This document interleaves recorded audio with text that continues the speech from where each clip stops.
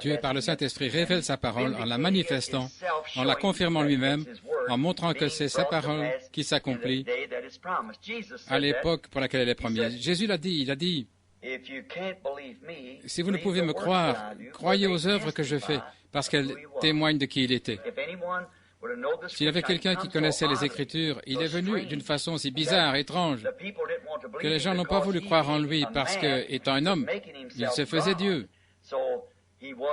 Il était Dieu sous une forme. Dieu était en Christ, réconciliant le monde avec lui-même. Et personne ne peut faire ses œuvres si Dieu n'est avec lui. Comme nous savons que Nicodème a dit que les gens du Sanhédrin croyaient. Nous savons que cette parole, s'ils avaient reconnu la parole, il a dit, si vous aviez connu Moïse, vous m'auriez connu, parce que Moïse a écrit à mon sujet. S'ils avaient fait des recherches dans les Écritures pour voir ce qu'il était prévu que le Messie fasse, ils l'auraient reconnu au moyen de la confirmation, ils auraient reconnu que Dieu, à travers Christ, réconciliait le monde avec lui-même et qu'il accomplissait tout ce qui était promis à propos du Messie, tout ce qu'il devait faire. Jésus a rendu témoignage à cette parole. Il a rendu cette parole vivante pour cette époque-là. Et je crois que c'est la même chose aujourd'hui. Dieu rend témoignage de sa parole en confirmant ce qu'il avait dit qu'il ferait. Maintenant, nous savons qu'aujourd'hui est le jour du salut, où Dieu appelle l'homme à sortir du monde, d'une vie de péché, pour vivre une vie de service. Et au jour où Dieu a répandu son esprit d'en haut, de grands signes et prodiges doivent accompagner le ministère de ce jour. Quand la pluie de la première et de la dernière saison tombent ensemble, et nous savons qu'il doit y avoir de grands signes et prodiges et que ceci est rejeté par beaucoup de dénominations. Mais je suis très reconnaissant pour ces portes ouvertes par lesquelles j'ai dû passer et pour l'inspiration que cela a donné à des jeunes hommes comme votre pasteur. Alors que je deviens vieux, je sais que mes jours sont comptés. Et de savoir maintenant que ces jeunes hommes peuvent prendre ce message et continuer à la porter jusqu'à la venue du Seigneur, s'il ne vient pas dans ma génération. Mais j'espère le voir. Je l'attends chaque jour. Je veille, je me tiens prêt pour ce moment. Maintenant, parlons à l'auteur avant de lire son livre en courbant la tête. Père céleste, nous te sommes reconnaissants d'être vivants ce soir, d'être revenus dans cette grande ville ici, là, dans ces montagnes, en voyant la neige sur les hauteurs, les orangers en fleurs. Quel monde magnifique tu nous as donné pour y vivre. Et combien nous voyons que l'homme a détérioré et comment il s'est comporté dans ce monde. Nous en avons honte, Père. Nous sommes ici ce soir pour essayer d'apporter nos efforts, essayant de faire que les hommes voient cette grande chose que Dieu a faite et savoir qu'il y a quelque chose de plus grand de l'autre côté. Que nous puissions regarder à cela ce soir, alors que nous prenons ta parole pour la lire. Nous pouvons la lire, Père, mais c'est le Saint-Esprit qui nous la révèle par révélation, car nous le demandons au nom de Jésus. Amen. Vous qui avez l'habitude de prendre des notes et de lire les Écritures avec le ministre, comme on le fait habituellement, il y a des années, je n'avais pas besoin de noter les références des passages bibliques, mais j'ai pris un peu d'âge depuis. Je viens de passer 25 ans, il n'y a pas longtemps. Il y a 25 ans. Ainsi, ça rend la chose un peu difficile. Mais je m'essaie de tenir ferme avec tout ce que je sais dans sa parole jusqu'à ce qu'il me rappelle à lui. Prenons Saint Jean, chapitre 14, une écriture familière que nous allons lire ce soir, pour en tirer un contexte, si Dieu le veut. Presque tous le connaissent, il semble que bien souvent on l'utilise pour des services funéraires. Si jamais il y a eu un temps où je voudrais prêcher un service funéraire, ce serait pour ce monde. Qu'il meure et qu'il ressuscite. Saint Jean 14, 1 à 7. Je crois que je l'ai noté ici. Que votre cœur ne se trouble pas. Si vous croyez en Dieu, croyez aussi en moi. Il y a plusieurs demeures dans la maison de mon Père. Si ce n'était pas ainsi, je vous l'aurais dit. Je vais vous préparer une place. Et lorsque je m'en serai allé, je reviendrai. Et je vous recevrai avec moi afin que là où je suis, vous y soyez aussi. Là où je vais, vous le savez, et vous en connaissez le chemin. Et Thomas lui dit, « Seigneur, Nous ne savons où tu vas, et comment pouvons-nous en connaître le chemin? Jésus lui dit, je suis le chemin, la vérité et la vie. Aucun homme ne vient au Père si ce n'est par moi. Si vous me connaissiez, vous connaîtriez aussi mon Père. Et dès maintenant, vous le connaissez et vous l'avez vu. Que le Seigneur ajoute sa bénédiction à la lecture de sa parole. Nous allons nous y référer encore, alors que nous avançons. Une petite leçon ici pour l'Assemblée. Hier soir, j'étais à Yuma de l'Arizona, là où c'est ma demeure maintenant. La dernière fois que j'étais venu, j'habitais à Jeffersonville, en Indiana. Et maintenant, j'habite en Arizona par une vision, où j'ai été envoyé il y a quelques années. Et c'est là que nous avons notre résidence. Je n'ai pas d'église là. Frère Green, notre frère qui est ici avec nous, a établi un tabernacle, l'une des assemblées de Dieu, là. Une église là en ville. Elles ont fusionné, il me semble qu'ils sont tous allés avec frère Brock et frère Gilmore. Et ils ont laissé cette église inoccupée et frère Perry Green, du Texas, qui est un de nos associés, est venu s'installer et reprendre l'église. Nous sommes heureux de savoir que frère Green a rouvert cette salle qui était fermée. Et hier soir, à Yuma, chez les hommes d'affaires du plein évangile, j'ai parlé du sujet de l'enlèvement. Alors c'est peut-être un sujet étrange, là, dans un banquet, mais la plupart des participants étaient chrétiens, et c'est le cas lors de ces campagnes. Dans une assemblée, je pourrais demander combien parmi eux sont chrétiens. Probablement que toutes les mains se lèveraient, vous êtes chrétiens. Donc, puisque nous sommes chrétiens, je pense que nous devrions être notifiés un peu à l'avance. Il ne faut pas que nous allions à l'aveuglette ou en devinant, nous sommes avertis de notre destinée à l'avance. Et je voudrais parler de ça ce soir. Et mon titre sera « Les choses qui doivent être, qui doivent arriver ». Et hier soir, nous avons parlé de l'enlèvement. Ainsi, ce soir, je vais parler de ce sujet pour le relier avec le message d'hier soir. Maintenant, il y aura un enlèvement, nous le savons. C'est dans le futur.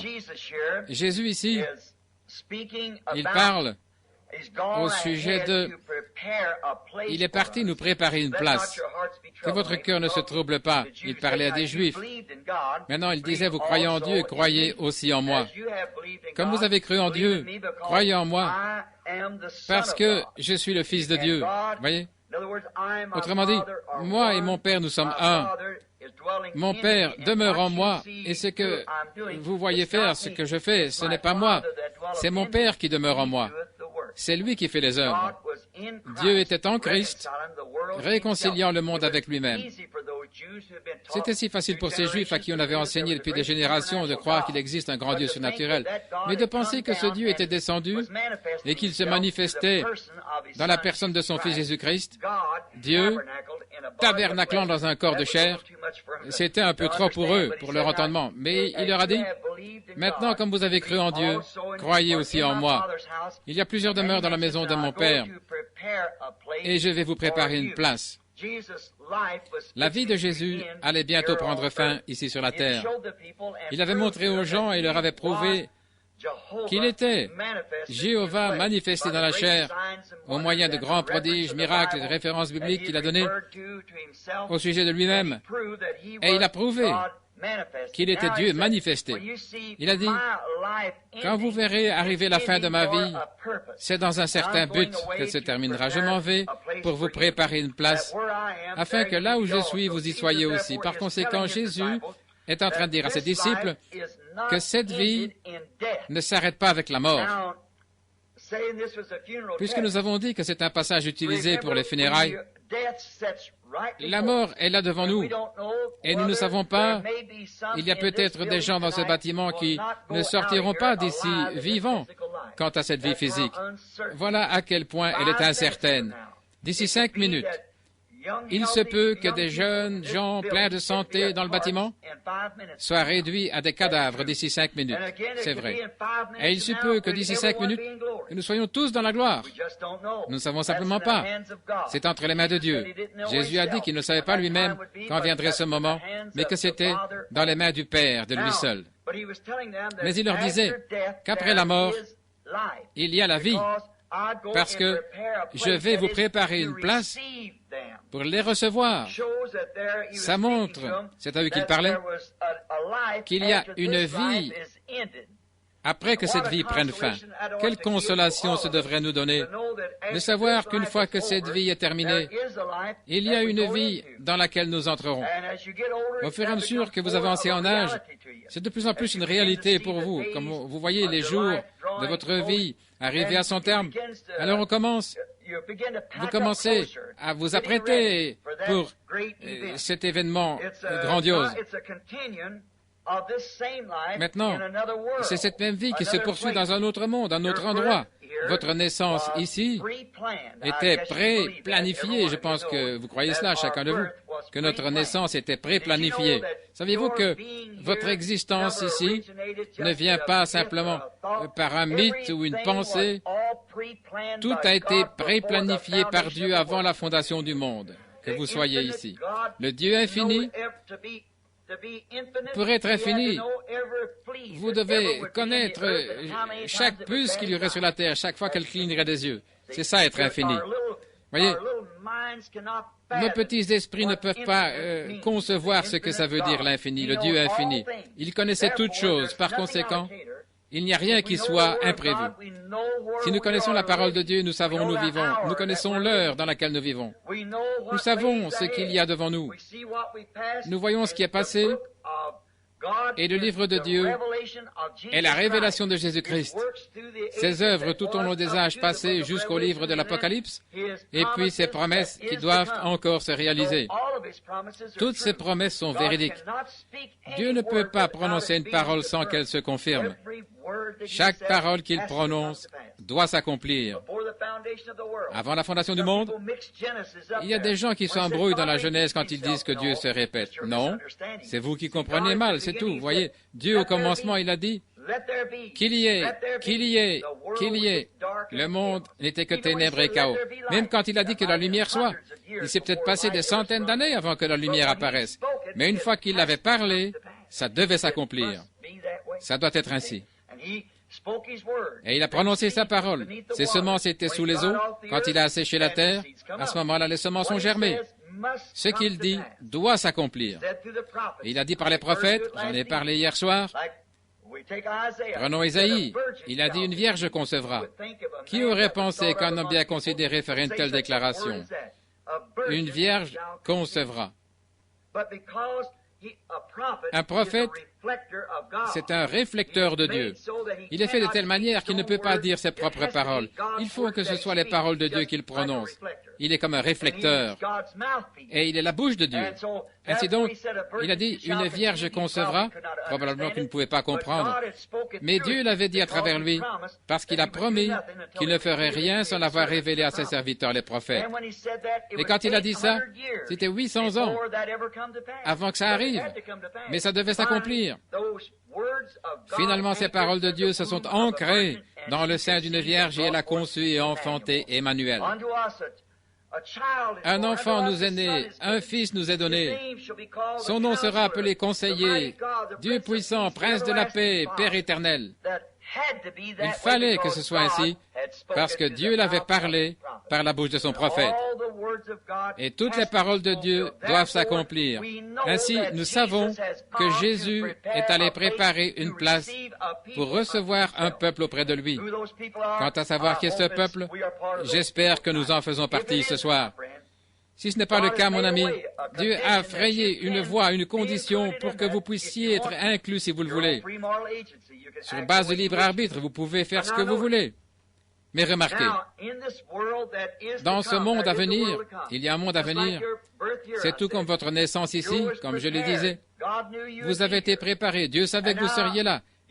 Et maintenant, vous savez même les choses que vos parents ont faites. Il y a des gens qui pensent que ce n'est pas puni de génération en génération, mais c'est bien le cas. Dans le livre des Hébreux, je crois, au chapitre 7, il est parlé, Paul, là, je crois que c'est lui, il parlait d'un grand événement qui a eu lieu avec Abraham. Il a payé la dîme à Melchisédek en revenant de la défaite des rois. Et il est dit que Lévi était dans les reins d'Abraham quand il a rencontré Melchisédek en revenant du massacre des rois, et il a imputé à Lévi le fait d'avoir payé la dîme aussi alors qu'il était dans les reins d'Abraham, son arrière-arrière-grand-père.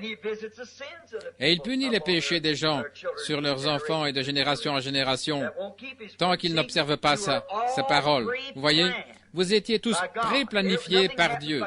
Rien n'arrive par hasard. Il connaît tout. Tout a été préplanifié, programmé à l'avance depuis des générations, afin que vous soyez ici ce soir. Vous saviez ça?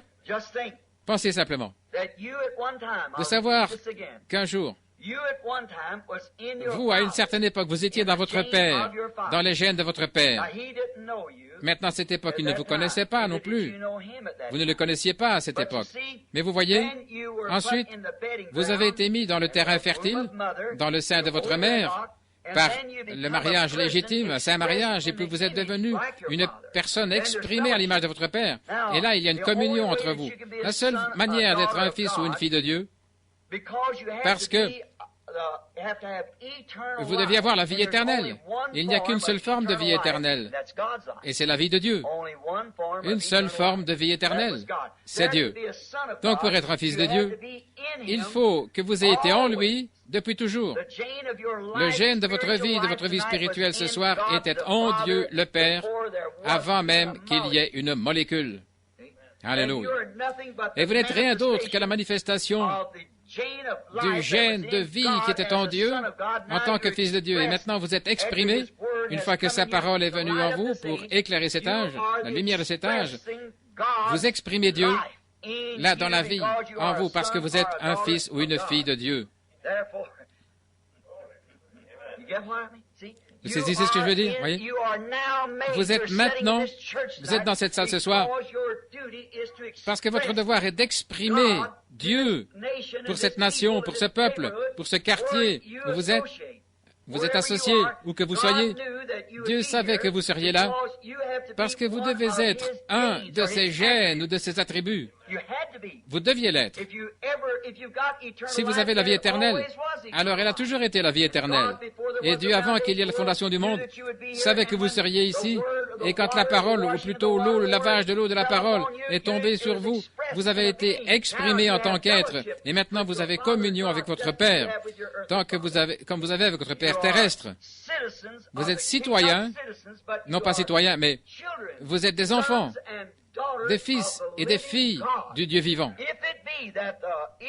Si la vie éternelle demeure en vous, or si c'était le cas, Jésus était la plénitude de Dieu manifestée.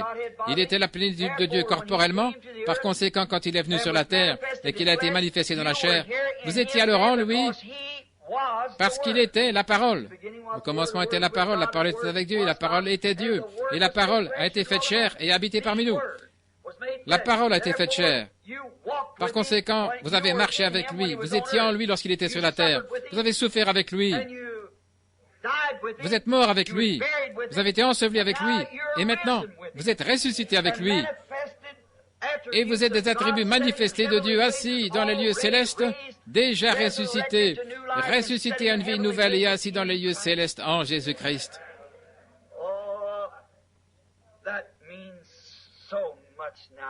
Oh, ça signifie tellement. C'est tellement important pour nous de nous voir placés positionnellement en Jésus-Christ. Maintenant, si nous sommes ces attributs de Dieu, nous ne pouvons pas vivre par des credos. Nous ne pouvons pas vivre par un système dénominationnel. Nous devons vivre par la parole, parce que l'épouse est une partie de l'époux, tout comme une femme est une partie de son mari. Par conséquent, nous devons être cette épouse-parole. Et quelle est cette épouse-parole? La manifestation de cette heure. L'épouse, pas un credo ou une dénomination, mais un article vivant de Dieu, un attribut vivant de Dieu, qui montre au monde les attributs de Dieu sous forme de l'épouse qui doit être manifestée en cette heure dans laquelle nous vivons. Martin Luther ne pouvait pas exprimer les attributs que nous exprimons, parce que c'était le commencement, la résurrection, comme le grain de blé qui était tombé en terre. Maintenant, mentionnons ceci, vous avez probablement lu ce livre, cet Allemand qui se moquait de moi en disant que j'étais le plus fanatique des fanatiques. Il était absolument opposé à tout ce qui est Dieu, et même il se moquait carrément de Dieu. Il disait, un Dieu qui a ouvert la mer Rouge, qui a fait sortir son peuple, serait resté les bras croisés tout au long des âges de ténèbres, à regarder les gens souffrir et mourir, les petits-enfants dévorés par les lions. Voyez, tout le programme, toute l'Église est bâtie sur la révélation divine. Jésus a dit dans Saint Matthieu, au chapitre 16, « La chair et le sang ne t'ont pas révélé ceci, mais c'est mon Père qui est dans le ciel qui te l'a révélé. » Qu'était-ce? La révélation de qui il était. « Et sur ce roc, je bâtirai mon Église, et les portes de l'enfer ne prévaudront pas contre elle. » La révélation de Jésus-Christ, en cette heure-ci, non pas ce qu'il était à une autre époque, mais ce qu'il est maintenant. La Bible dit qu'elle grandit jusqu'à sa pleine stature de l'épouse. Donc, si le grain de blé de Christ a dû tomber en terre, l'épouse a dû tomber en terre pendant l'âge des ténèbres. Tout grain qui tombe en terre doit mourir, sans quoi il ne peut pas se reproduire. Et la grande Église qu'il a établie au jour de la Pentecôte en envoyant le Saint-Esprit a dû souffrir le martyre et descendre dans la poussière, tomber en terre pendant les âges sombres, pour réapparaître à nouveau dans l'âge de Luther et continuer à grandir jusqu'à la pleine stature de l'épouse de Jésus-Christ en ce dernier jour. Ainsi donc l'épouse viendra dans l'enlèvement, et tout a été pré-planifié d'avance par Dieu. Tout a été prévu depuis le commencement. Il connaissait chaque homme, chaque endroit, chaque personne. Il savait, tout est pré-planifié. Dieu savait que ce serait ici. Et quand il l'a fait de cette manière, pour qu'au moment où nous arrivons là, il est allé nous préparer une place, et quand nous arriverons là, tout sera préparé. Comme ce soir, tout est préparé, en cette heure. Sa grande préscience lui dit toutes ces choses. Par préscience, il est omniprésent parce qu'il est omniscient, omniscient parce qu'il est omniprésent. Donc, par sa préscience, et il ne peut pas être juste comme le vent au-dessus de la terre parce qu'il est un être. Il n'est pas un mythe, il est un être. Il a une demeure, il demeure même dans une maison. Il demeure dans un lieu qu'on appelle le ciel. Et par conséquent, puisqu'il est omniprésent, puisqu'il est omniscient, il sait toutes choses, alors il est omniprésent parce qu'il sait toutes choses. Vous avez grandi depuis votre naissance, quand vous êtes né et que vous êtes entré dans ce monde. Dieu savait que vous alliez être ici sur cette terre et vous avez grandi de la naissance à la maturité, des choses qui vous semblaient tellement étranges. Quand vous étiez une jeune femme, un jeune garçon, quand vous étiez enfant, vous semble maintenant tout à fait normal. Vous ne pouviez pas les comprendre en étant enfant. Mais maintenant que vous êtes devenu adulte, vous commencez à comprendre que tout était placé comme il faut. Et maintenant, ça signifie quelque chose pour vous. C'est pareil pour votre naissance spirituelle. Vous faites des choses que vous ne comprenez pas quand vous êtes des bébés. Au moment où vous avancez à l'autel pour donner votre vie à Christ, vous faites des choses étranges. Vous vous demandez pourquoi vous le faites. Mais au bout d'un moment, vous mûrissez. À ce moment-là, en tant que chrétien mûr, vous le comprenez. Voyez, il y a quelque chose qui se met en marche. Et alors, vous voyez pourquoi il a fallu. Votre naissance naturelle est un type de votre naissance spirituelle. Combien c'était approprié pour vous dans cette vie, au fur et à mesure que vous avez grandi, tout se plaçait comme il faut, parce que vous étiez fait pour cela. C'est bizarre. Ce soir-là, vous êtes entré en titubant dans une mission, une réunion sous tente ou une assemblée, et le prédicateur a parlé d'un certain sujet, et vous êtes là, vous êtes tombé à l'autel. Dieu savait cela avant la fondation du monde. Cela vous semblait étrange quand vous l'avez fait, mais maintenant vous le comprenez. Vous savez ce qui est arrivé. C'est tout à fait approprié pour vous dans cette vie, et cela le sera aussi dans la vie à venir. Ce monde-ci et sa vie semblent avancer au fur et à mesure que vous mûrissez et tout semble progresser. Je ne crois pas qu'une personne soit ici par hasard. Pensez simplement. Quand vous êtes venu au monde, tout devait être préparé à l'avance. Pour vous, je ne peux guère comprendre que nous puissions penser qu'un Dieu qui a pu préparer toutes ces bonnes choses pour nous ne puisse pas, que nous ne puissions pas avoir confiance en lui, puisqu'il nous a conduits à travers le chaos dans lequel nous sommes maintenant, qu'il nous a préparé les bonnes choses de la vie ici.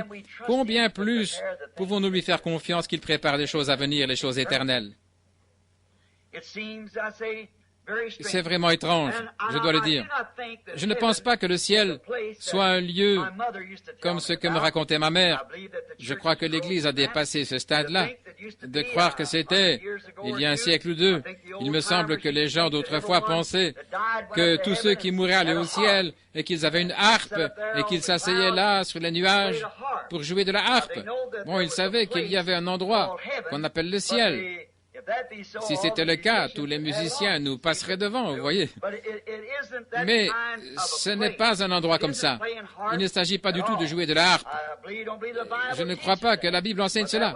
C'était seulement une conception qu'ils avaient avant que la plénitude de la parole vienne à l'existence, l'ouverture des 7 sceaux qui nous étaient promis pour cet âge-ci.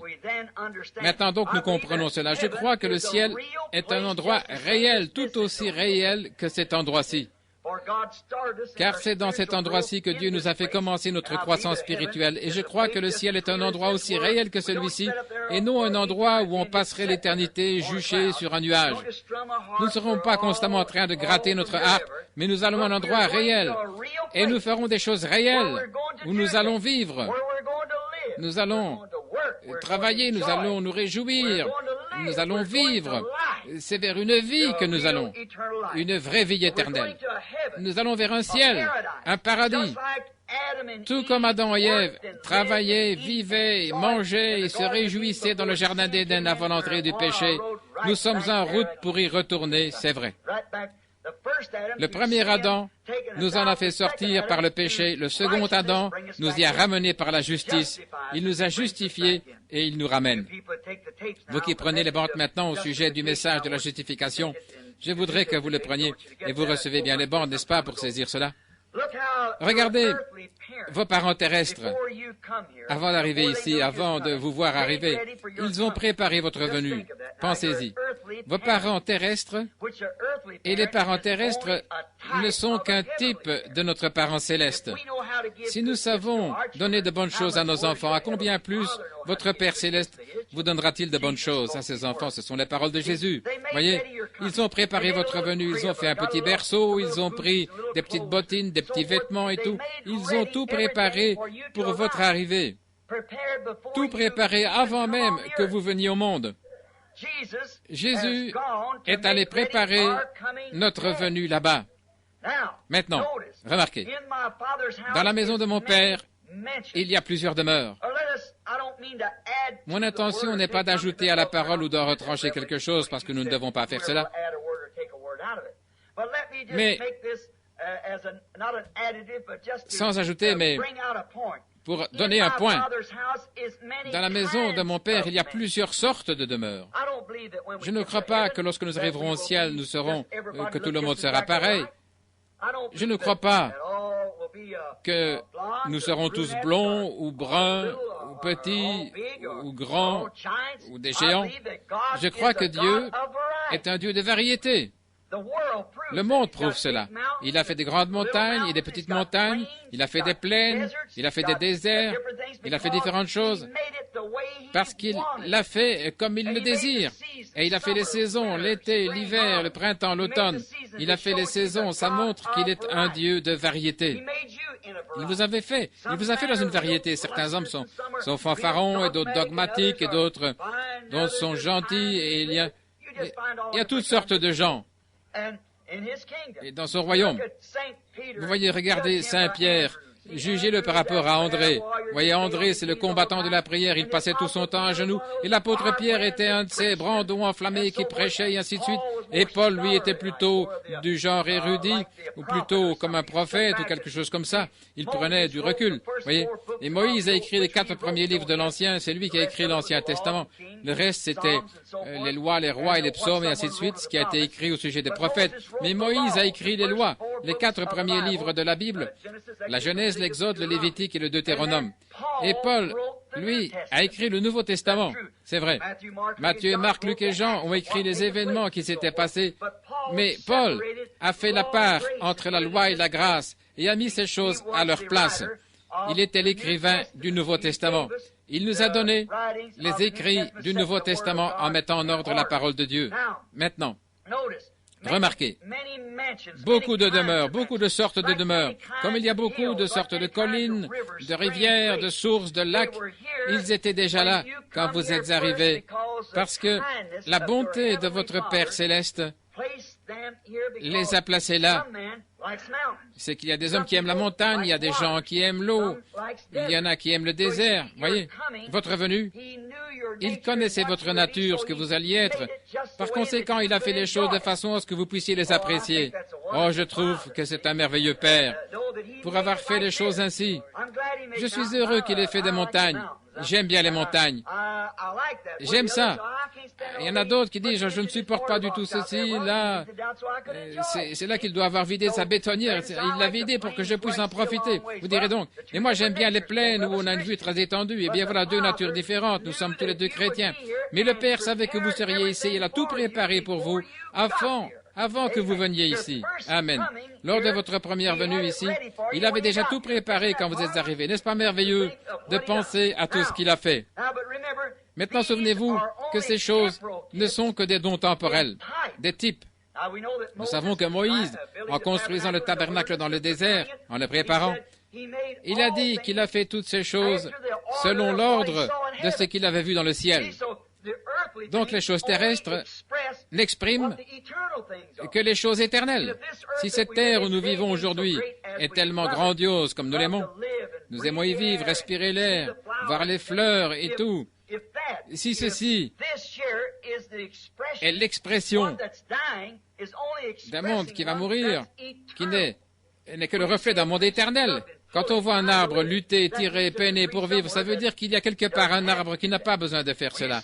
Quand on voit ici un homme qui lutte pour vivre, quelqu'un à l'hôpital, ou sur un lit de malade, ou dans un accident, qu'il lutte alors que la mort lui serre la gorge, qu'il se démène, qu'il crie et implore pour vivre, qu'est-ce que ça veut dire? C'est qu'il y a quelque part un endroit, il y a un corps qui n'a pas besoin de lutter et d'implorer pour cela, voyez-vous. Il ne fait pas cela. Maintenant, ce sont des dons temporels qui nous sont faits et ne servent qu'à exprimer qu'il y en a un qui est éternel. Voilà ce que Jésus est parti préparer. Celui qui est éternel pour nous. Cela montre tout simplement qu'il y en a une plus glorieuse de ce genre, car elles sont de la même espèce. Souvenez-vous que Jésus a dit, si cette tente terrestre où nous demeurons, si elle périt, nous en avons une qui nous attend déjà. Tout comme le petit bébé, à l'intérieur de sa mère, ses petits muscles qui bougent.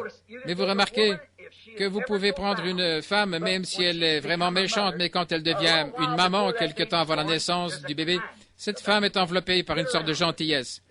Approchez-vous d'elle, il y a toujours quelque chose. Elle devient plus tendre. Pourquoi? C'est qu'il y a un petit esprit angélique qui attend de recevoir ce corps naturel. Dès qu'il naît, le souffle de vie entre dedans, et Dieu l'insuffle dedans et il devient une âme vivante. Tout comme ce bébé naît, il y a un corps spirituel qui est là pour le recevoir. Et là, quand ce corps vient au monde, comme le bébé qui vient au monde, il y a aussi un corps immortel qui attend que l'Esprit revienne à lui pour le recevoir. Oh, comme c'est glorieux! Nous sommes maintenant en Christ Jésus.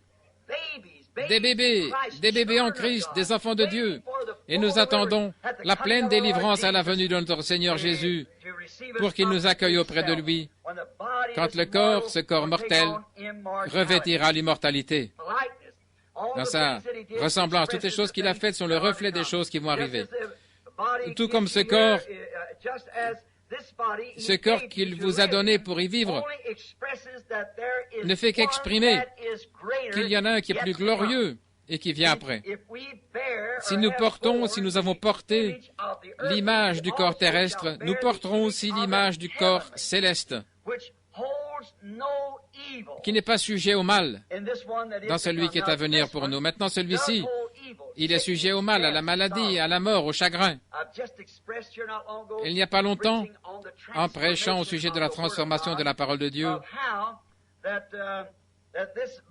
qu'il y a le mal dans ce corps, que toute cette civilisation moderne dans laquelle nous vivons est du diable. Vous croyez cela? La Bible le dit. Ce monde, chaque gouvernement, on n'aimerait mieux pas croire ça. Mais la Bible le dit clairement, que chaque gouvernement, que chaque royaume de la terre est sous l'emprise du diable et gouverné par le diable. Jésus a été enlevé par Satan qui lui a montré tous les royaumes qui avaient existé et qui allaient exister dans le monde et tout. Satan a prétendu qu'il était à lui et que Jésus ne l'a pas contredit parce qu'il est le Dieu de ce monde.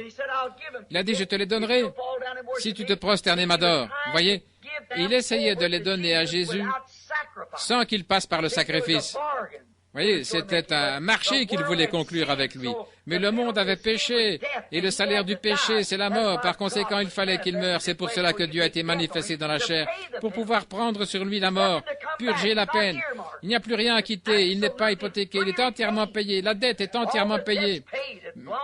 Maintenant, il lui appartient, et nous sommes les délégués de son royaume rassemblés ici ce soir, au nom du Seigneur Jésus-Christ, notre roi, assis dans les lieux célestes.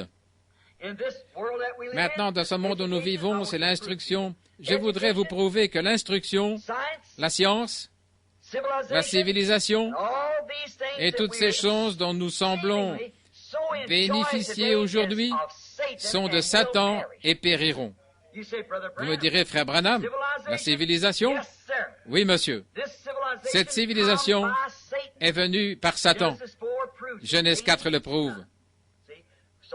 C'est le fils de Caïn qui a commencé cette civilisation, qui a construit les villes, des flûtes et tout. Et la civilisation est venue par la connaissance. La connaissance, c'est ce que le diable a vendu à Ève dans le jardin d'Éden et qui lui a fait transgresser les commandements de Dieu. Donc il y aura une civilisation dans le monde à venir, mais ce ne sera pas cette sorte de civilisation. Car dans cette civilisation, il y a la maladie, le chagrin, la convoitise, la mort. Tout est mauvais dans cette civilisation. Mais dans cette civilisation-là, il n'y aura aucune de ces choses. Nous n'aurons pas besoin de la science. D'ailleurs, la science est une perversion de l'original. Vous voyez, faire éclater une molécule, des atomes, pour nous faire exploser.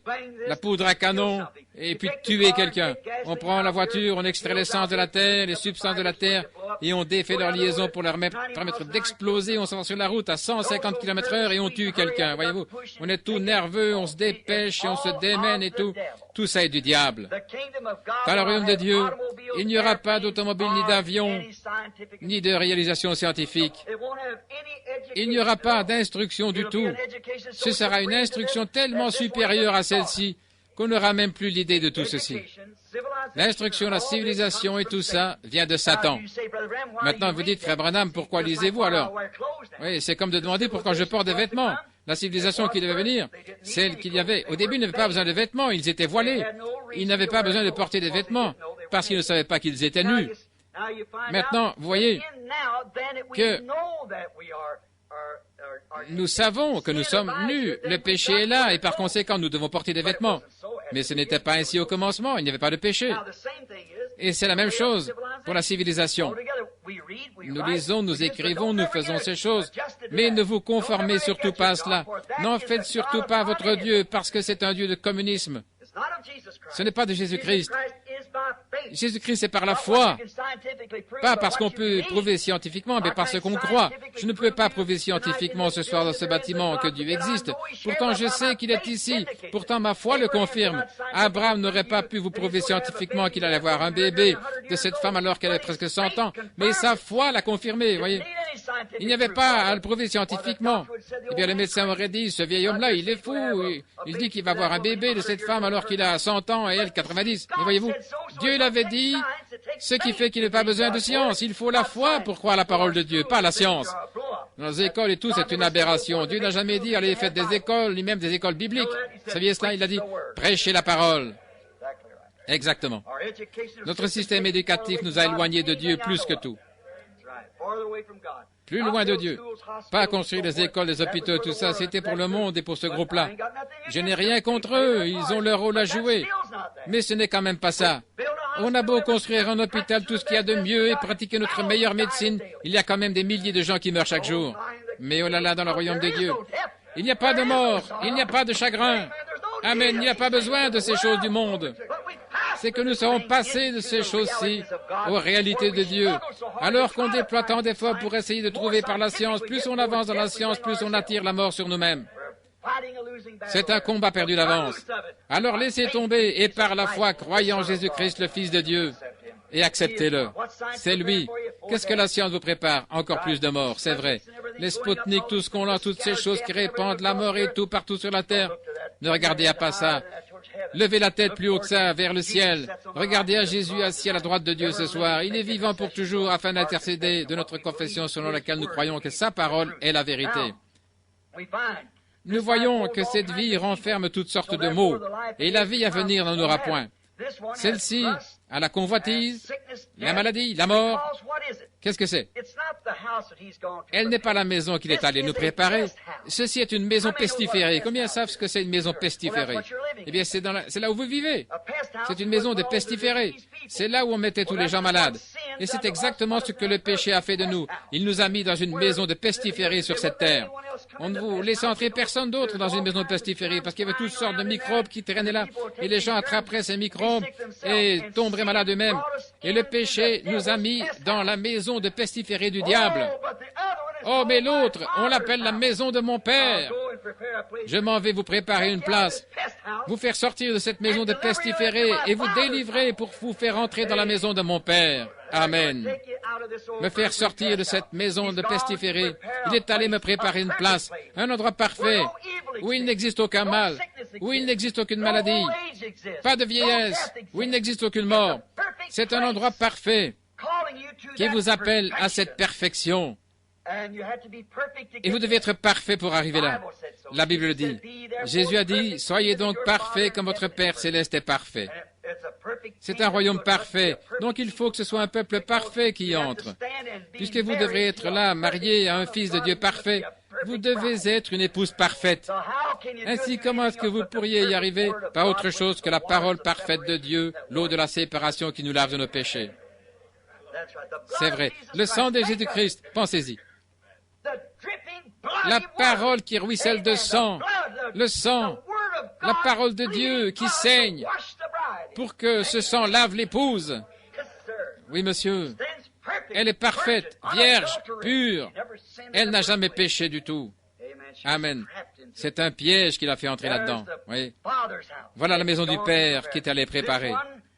Celle-ci est venue par le sexe depuis la chute. Par conséquent, elle devra tomber avec la chute. On a beau la raccommoder, cette vieille histoire, elle finira quand même par déchoir. C'en est fini d'elle, parce qu'elle est condamnée, parce que Dieu l'a dit. Elle est finie. Dieu va la détruire, il l'a dit. Ce sera entièrement rénové. Vous croyez cela? Au commencement, quand le monde vit le jour, quand Dieu a retiré pour la première fois les eaux de la terre, comme il l'a fait pour l'eau dans le sein de la mer, un monde est né. Oui, et les gens ont commencé à y vivre quand Dieu les y a placés, et ensuite ils se sont mis à pécher. Il a été baptisé par immersion à l'époque de Noé. Ensuite, il a été sanctifié par le sang du Créateur qui a coulé dessus. Et maintenant, c'est de la même manière que vous êtes venus par la justification pour avoir cru en Dieu. Vous avez été baptisés du baptême de repentance, la rémission de vos péchés. Vous avez confessé vos péchés devant Dieu et il vous les a pardonnés. Et vous avez été baptisés pour montrer que vous avez été pardonnés, pour confesser devant les gens et vous montrer au monde que vous avez cru que Jésus-Christ est mort pour vous et qu'il a pris votre place. Et maintenant, vous êtes à sa place. Il est devenu vous afin que vous deveniez lui. Alors, la puissance du sang de Dieu qui vous sanctifie a nettoyé votre vie de toutes les mauvaises habitudes. Avant, vous fumiez, buviez, vous faisiez des choses qui ne sont pas justes, vous mentiez, alors tout. Et la puissance sanctificatrice du sang de Jésus-Christ entre dans votre vie. Elle ôte toutes ces choses de vous. Si vous arrivez de dire si quelque chose va de travers, alors vous dépêchez de dire pardonnez-moi. Mais vous ne voulez pas le dire comme ça. Le diable avait préparé un piège là, mais vous avez la grâce pour revenir si vous êtes un vrai chrétien en disant j'ai eu tort. La chose suivante que vous avez reçue, c'est le baptême du Saint-Esprit et de feu. Maintenant, Dieu, une fois que ce millénium sera terminé, Dieu va donner au monde un baptême de feu. Il fera tout exploser, les cieux et la terre seront en feu. Pierre l'a dit. Et elle recevra un baptême de feu et elle sera entièrement renouvelée. Alors il y aura un nouveau ciel et une nouvelle terre. C'est là que la justice demeurera. C'est là où nous sommes. Nous sommes passés de l'état d'homme mortel, d'être temporel à celui d'être éternel, quand la parole de Dieu a éclairé nos âmes et que nous sommes devenus des fils et des filles de Dieu, avec les attributs, les gènes de Dieu en nous, par lesquels nous sommes fils et filles de Dieu en criant Abba, Père, mon Dieu, dans la maison de mon Père. Ce vieux monde doit déchoir, tomber, parce qu'il est venu par le sexe, il est venu par la désobéissance au début. Et nous sommes nés ici par le sexe à travers la chute, et de même il doit retourner droit à la chute. Mais celui qu'il est en train de vous préparer maintenant ne peut pas tomber, parce qu'il le construit lui-même. Et si nous devrions rester dans un corps comme celui-ci, n'êtes-vous pas heureux que la mort existe? N'est-ce pas étrange? Disons par exemple, il y a quelques années, j'étais un petit garçon, et maintenant, je suis un homme d'âge moyen. J'ai un ami qui est assis là, M. Dow. Il a accompli 93 ans, il y a quelques jours. Regardez comme il est maintenant. Dans 40 ou 45 ans, ce sera moi. Maintenant, rajoutez-lui encore 40 ans. Où est-ce que vous iriez? Je suis heureux qu'il y a quelque chose qui nous fasse sortir de cette maison de pestiférés. Il y a une porte là qui s'appelle la mort. Jésus se tient à cette porte. Amen. C'est lui qui me fera traverser le fleuve. C'est lui qui me fera franchir cette porte. Il y a une grande porte qui s'appelle la mort et chaque battement de cœur vous rapproche davantage. Et un jour, il me faudra arriver à cette porte. Vous devrez y arriver. Mais quand j'y arriverai, je ne veux pas être un lâche. Je ne veux pas crier et reculer. Je veux arriver à cette porte, me revêtir du vêtement de sa justice, pas la mienne, la sienne. C'est par ceci que je sais que je le connais dans la puissance de sa résurrection, de sorte qu'au moment où il m'appellera, je sortirai du milieu des morts pour être avec lui. Je sortirai de cette maison de pestiférés, peu importe où ce corps tombera, peu importe où il atterrira un jour. Il me l'a promis, nous le croyons. Il est en train d'en préparer un qui ne peut pas tomber. Remarquez ce qu'il en est du corps de la femme enceinte sur la terre aujourd'hui. Le corps de la mère réclame certaines choses. Je pense parler ici à tous les adultes qui peuvent comprendre. La mère, quand un bébé va naître, s'il y a quelque chose qui manque dans son corps, elle se met à réclamer certaines choses. Regardez comment papa, je me souviens que nous avons été élevés. Nous étions une famille pauvre, on avait à peine de quoi manger, nous étions des enfants.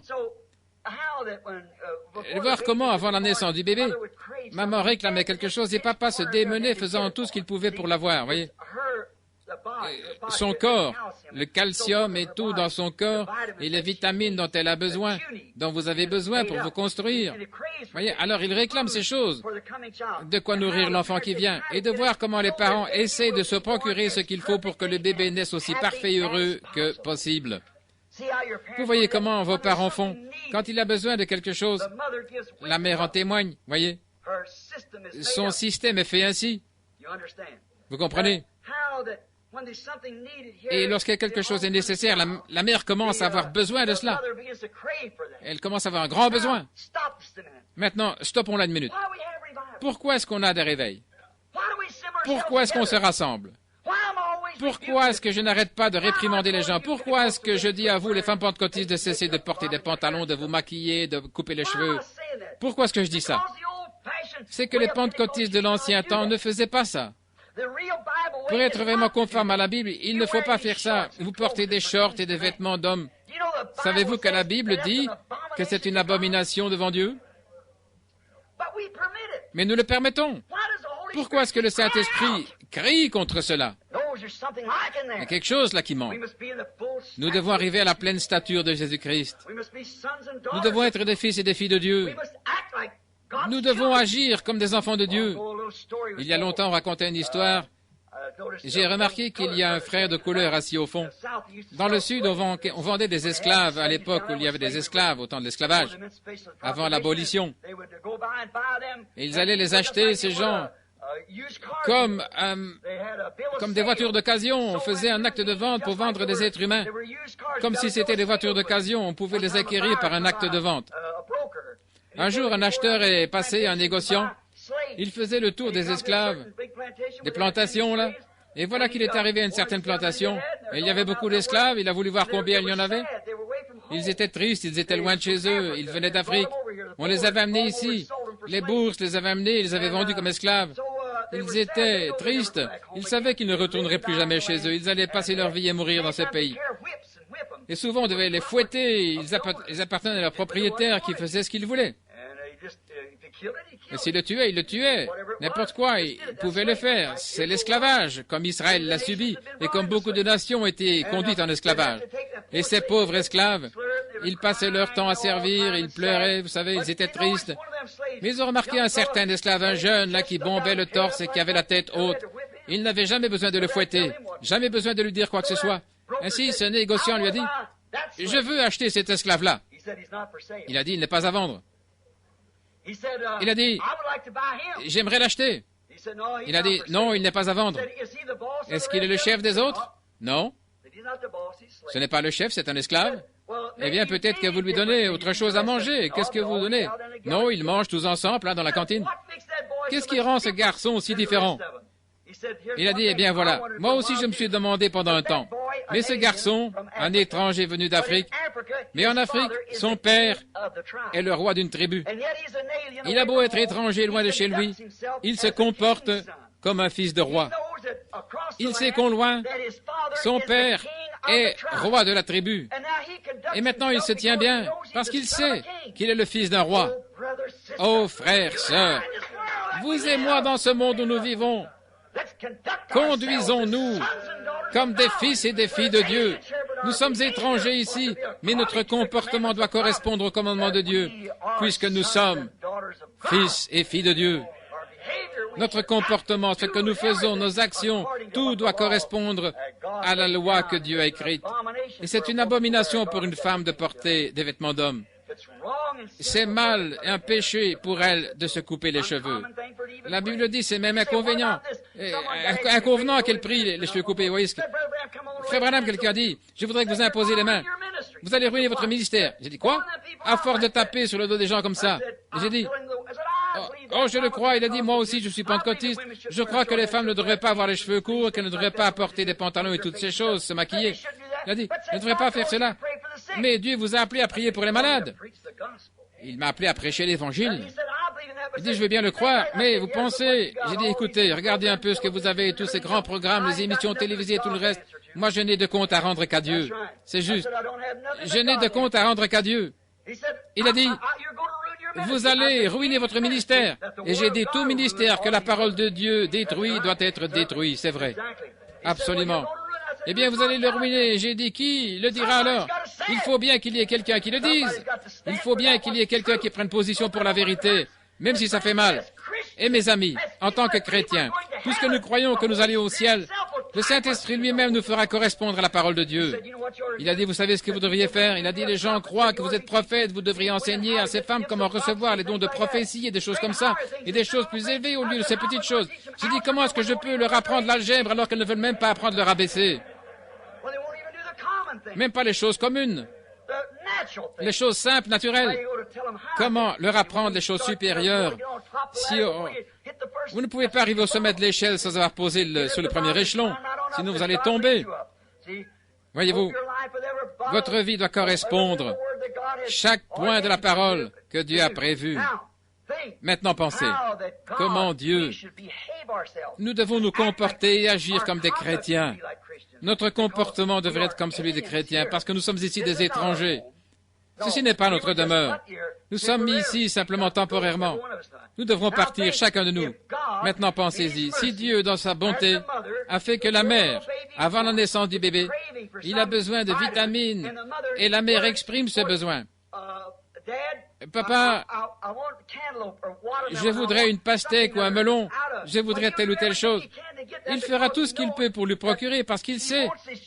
Il veut que son enfant naisse aussi parfait que possible. Donc il fera tout ce qu'il peut pour le lui procurer. Combien plus lui est capable de le procurer, lui qui est le Créateur. Pensez un petit peu. Il est capable de nous préparer un corps dans lequel vivre, un corps semblable à son corps glorieux. Si nous voulons vivre, il y a quelque chose en nous qui appelle à la vie. Et s'il y a en nous quelque chose qui appelle à la vie, à faire ce qui est juste, alors Dieu fera s'avancer sur l'estrade ou à la chair quelqu'un qui prêchera la vérité absolue.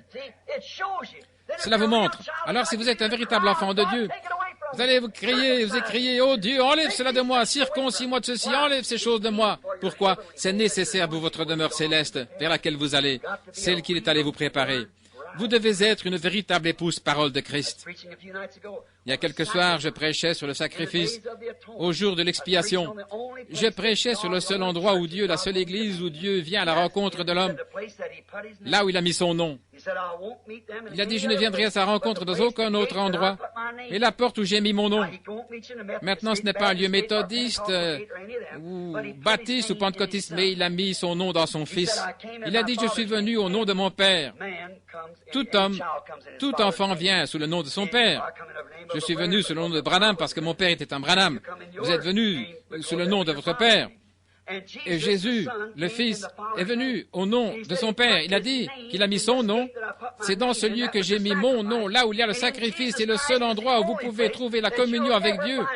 Vous pourrez l'adorer correctement. C'est en Jésus-Christ. Vous dites, j'appartiens à l'Église. Ça n'a rien à voir. Vous devez être en Christ. Un certain prédicateur des dénominations me parlait l'autre soir. Monsieur Branham, écoutez, Jésus a dit quiconque croit. La Bible dit quiconque croit que Jésus-Christ est le Fils de Dieu est né de l'Esprit de Dieu. Et j'ai dit, la Bible ne dit-elle pas aussi qu'aucun homme ne peut dire que Jésus est le Christ si ce n'est par le Saint-Esprit? Voyez, vous ne pouvez pas faire mentir la Bible. Il faut que ça corresponde exactement. Donc, il faut être absolument né de nouveau par le Saint-Esprit en vous pour pouvoir témoigner que vous savez vous-même qu'il est le Fils de Dieu. Et alors, si vous faites partie, si vous êtes un enfant de Dieu dans la parole de Dieu, comment pourriez-vous renier la parole?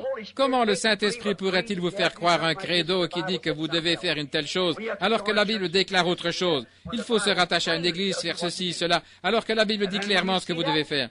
Quand vous voyez cela, alors vous allez tout de suite, vous vous mettez tout de suite et ça continue à avancer, à grandir, comme un germe qui entre dans le sein d'une femme qui a l'ovule. Et alors quand ce petit ovule se met à se développer et commence à produire des germes, il ne produit pas un germe humain, un germe de chien ou un germe de vache, il ne produit que des germes humains. Et quand un enfant de Dieu, quand cette vie prédestinée, j'utilise la Bible de Dieu, la préscience. Dieu a prédestiné cette semence prédestinée que vous devez être. Et quand Dieu vous a appelé, cette semence-là, elle va s'édifier parole sur parole, et ça ne se mélangera avec aucun credo. Remarquez, dans les lieux où ils habitaient chaque jour, ils devaient manger du pain caché à frais. On ne trouvait pas de levain parmi eux pendant 7 jours, n'est-ce pas vrai? Alors, dans les 7 âges de l'Église, sans levain, pas de credo, rien d'ajouté. Il faut que ce soit absolument du pain sans levain. On ne trouvera parmi vous aucun levain. Simplement le levain, la parole elle-même. C'est la seule, et cette parole est Dieu. Et Dieu a été fait chair dans la personne de Jésus-Christ, qui est cette porte. Voici la porte où je viendrai à votre rencontre, où vous rendrez votre culte lorsque vous suivez les commandements de Dieu. C'est pourquoi, ce soir, vous dites, j'offre ma vie à Jésus-Christ et que vous n'avez pas reçu le Saint-Esprit. Entrez en lui. Vous devez le faire. Vous devez grandir en lui. Demandez à Dieu d'ajouter parole sur parole comme cela jusqu'à ce que vous arriviez à la pleine stature de fils de Dieu ou de fille de Dieu. En enlevant les choses du monde. Dans Jean, il est dit, si vous aimez le monde ou les choses du monde, c'est parce que l'amour de Dieu n'est même pas en vous. Vous avez été séduit. Vous avez l'amour du monde là. Et il vous a séduit, le diable, en entassant des choses là. Voyez. Vous ne pouvez pas retrancher de la Bible une seule parole de Dieu. Qu'est-ce qui a engendré le premier péché? Ce n'est pas un gros mensonge évident, mais c'est parce qu'Ève a eu une mauvaise interprétation, c'est le diable qui lui a donné, d'une seule parole. Une seule parole a rompu la chaîne. Et c'est une seule parole qu'Ève a refusée. C'était le début de la Bible. Jésus est venu au milieu de la Bible. Et il a dit, l'homme ne vivra pas de pain seulement, mais de toute parole qui sort de la bouche de Dieu. C'est la parole de Dieu tout entière. Vous croyez que c'est ainsi qu'il se révèle? La parole de Dieu entière. Alors, dans Apocalypse 22, Jésus est venu à Jean sur l'île de Patmos et Jésus a dit, moi Jésus, j'ai envoyé mon ange pour vous attester ces choses. Quiconque en retranchera une parole ou ajouter une parole, je retrancherai sa part du livre de vie. Ils sont nombreux à dire, oui, je crois que Jésus-Christ est le Fils de Dieu, c'est très bien. Alors, ajoutez-y tout le reste. Vous dites, je suis justifié, j'ai serré la main du prédicateur, je crois en Jésus-Christ. Alors, vous devez naître de nouveau. Vous devez être rempli du Saint-Esprit. Continuez d'ajouter au fur et à mesure que vous avancez. Vous grandissez pour arriver à la stature d'un fils ou d'une fille de Dieu. Oh là là, Dieu peut vous préparer, nous donner ce qui correspond à ce grand désir de notre vie. Combien ici veulent plus de Dieu? Eh bien, cela montre qu'il y a plus de Dieu pour vous. Voyez, vous en avez besoin. Vos petites douleurs de l'enfantement approchent. Voyez, vous avez besoin de plus pour que nous soyons heureux, libres et parfaits. Il nous le faut. comme le petit germe de vie dans le sein de Dieu, tout comme le petit germe de vie qui est dans le sein de la mère. Dieu fait grandir. Il est allé nous préparer une place, cet endroit éternel, où nous serons avec lui, pas un endroit pestiféré, avec la mort, le péché, l'adultère et la souillure du monde qu'il y a ici. Si vos pensées sont tournées vers cela, ça montre que votre esprit n'a pas rencontré Dieu. Vous êtes fait une idée, vous avez une illusion mentale, vous êtes rattaché à une église et vous dites, eh bien, je fais partie de ceci, ma mère faisait partie de cela. C'était peut-être bien à l'époque de votre mère, mais nous vivons dans une autre époque. Le message de Wesley n'aurait jamais, il n'aurait jamais pu prendre Luther. Luther croyait la justification, mais Wesley avait la sanctification. Les pentecôtistes sont arrivés, ils ne pouvaient pas prendre seulement la justification et la sanctification. C'était le temps de la restauration des dons. Maintenant, nous partons de là. Voyez, les trois étapes. La vigne qui grandit en premier, c'est une petite pousse Luther qui est sortie à partir de la Réforme. Très bien, ça c'était la tige. Observez la nature. Dieu et la nature travaillent en harmonie parce que Dieu est dans la nature. Ensuite vient l'aigrette, le pollen, l'âge méthodiste. Ensuite viennent des pentecôtistes. Oh là là, c'est tellement parfait. Voyez, tout comme un grain de blé ressemble vraiment à un grain de blé. Ouvrez-le, il n'y a pas de grain du tout là-dedans. C'est la balle, le porteur du grain. Mais cette vie passe à travers, voyez. Ceux du temps de Luther, à part Luther que la vie a traversé, ils sont partis et sont devenus une dénomination. C'est bien vite devenu une dénomination qui finira par être brûlée. Voyez. La tige se dessèche, elle n'était qu'un porteur. Il y en a qui essaient toujours de rester dans cette vieille tige qui servait de porteur. Ils ne savent rien de Dieu, ils sont morts. Ils disent, regardez, nous sommes une feuille, nous sommes des luthériens. C'est vrai. Mais où en êtes-vous maintenant? Et nous sommes des méthodistes, des pentecôtistes, mais regardez les pentecôtistes, comme ils deviennent froids et formalistes. Qu'est-ce que c'est? C'est un porteur de la véritable semence. Tous ceux-là, c'étaient des porteurs, mais ils sont tournés en dénomination. Et vous dites, je suis pentecôtiste, ça ne veut rien dire de plus pour Dieu que si vous étiez un catholique romain ou juif ou quoi que ce soit. Cette vie qui est venue à travers le porteur, ne restez pas dans la tige, ne restez pas dans la semence, continuez dans ce qui est parfait. Maintenant, souvenez-vous, dans chaque réforme qu'il y a eu chez ces luthériens et les autres, au bout de 3 ans, ils sont organisés. C'est vrai. Chaque réveil qui a produit une organisation dans les 3 ans. Pensez un petit peu depuis combien de temps celui-ci dure. 20 ans et pas d'organisation. Pourquoi? C'est la semence qui vient, qui se forme comme ceci, sous la balle. Et maintenant, elle repose et doit reposer dans la présence du soleil pour mûrir et devenir le glorieux grain, semblable à celui qui avait en premier la véritable église qui est tombée en terre au début. Elle revient à travers la tige pour qu'une nouvelle église apparaisse. Quand la moissonneuse viendra pour la moissonner, la vie qui est passée à Luther et les méthodistes et puis les pentecôtistes, le tout entrera droit dans le grain et sortira pour former le corps parfait de Jésus-Christ. Tout comme le soleil se lève le matin, on ne peut pas observer quelque chose dans la nature sans que ça témoigne de Dieu. On n'a même pas besoin de la Bible pour savoir que Dieu existe. Le soleil naît comme un bébé, 10, 11 heures, il est terminé à midi, il est dans toute sa force. À 3 heures l'après-midi, il commence à se faire vieux. À 7, 8 heures, l'après-midi, il a les épaules qui tombent. Il meurt, c'est fini. Non, il ressuscite le matin suivant. Une vie, une mort, un ensevelissement, une résurrection. Regardez les feuilles qui poussent sur l'arbre. Une belle feuille pousse, elle donne de l'ombre, elle produit son fruit. Et puis l'automne arrive, apporte la mort, repousse tout vers les racines jusqu'en dans le sol. Est-ce que c'est fini? Au printemps suivant, elle ressort en témoignage. Oh, ça, c'est une vie perpétuelle. Mes frères, sœurs, nous avons la vie éternelle. Nous avons la vie éternelle par cette glorieuse personne qui est venue et qui est repartie, qui est capable de nous préparer un corps. Et ces douleurs de croissance que nous ressentons, comme vous les femmes, qui vous sentez condamnés à cause de ce que vous faites, et vous les hommes qui vous accrochez à des doctrines et des séminaires et tout. Mais il y a quelque chose au fond quand vous voyez s'ouvrir les yeux des aveugles, les sourds, les aveugles, toutes ces choses qui sont promises. Vous voyez la parole prêchée dans sa puissance. Vous voyez une prostituée quitter le trottoir pour devenir une dame et que vous voyez un ivrogne sortir de là et devenir un véritable saint de Dieu. Là, vous voyez quelque chose, une vie là-dedans. Et vous vous mettez à penser, eh bien peut-être que je ne devrais pas faire cela. Vous voyez, ce que c'est votre corps, là qui a besoin de quelque chose. Mais Dieu a les vitamines juste là, pour chaque partie de ce corps. Jésus est allé préparer la place dans le sein de Dieu. Oui, monsieur. Un petit germe, un fils de Dieu, un jeune fils ou une fille de Dieu. Jésus n'a demandé qu'une seule chose dans la prière au Père. Vous savez ce que c'est? Une seule chose. Après tous les sacrifices qu'il avait consentis sur la terre, la vie qu'il avait vécue, le chemin qu'il avait marché, il a demandé une seule chose, que là où je suis, ils y soient aussi. il a demandé la communion avec nous. C'est la seule chose qu'il a demandé au Père dans la prière. Votre compagnie pour toujours. Si vous voulez lire, c'est dans Saint Jean 17, verset 24. Alors combien devrions-nous le désirer? Maintenant écoutez, si vous êtes vraiment né de l'Esprit de Dieu, alors c'est tout pour vous.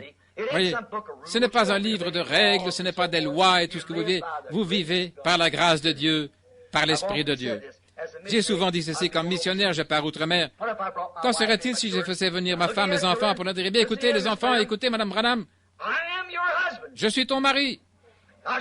Tu ne devras pas avoir d'autre mari en mon absence. Si tu le fais, je te rosserai à mon retour. Oui, en tapant du pied. Et les enfants,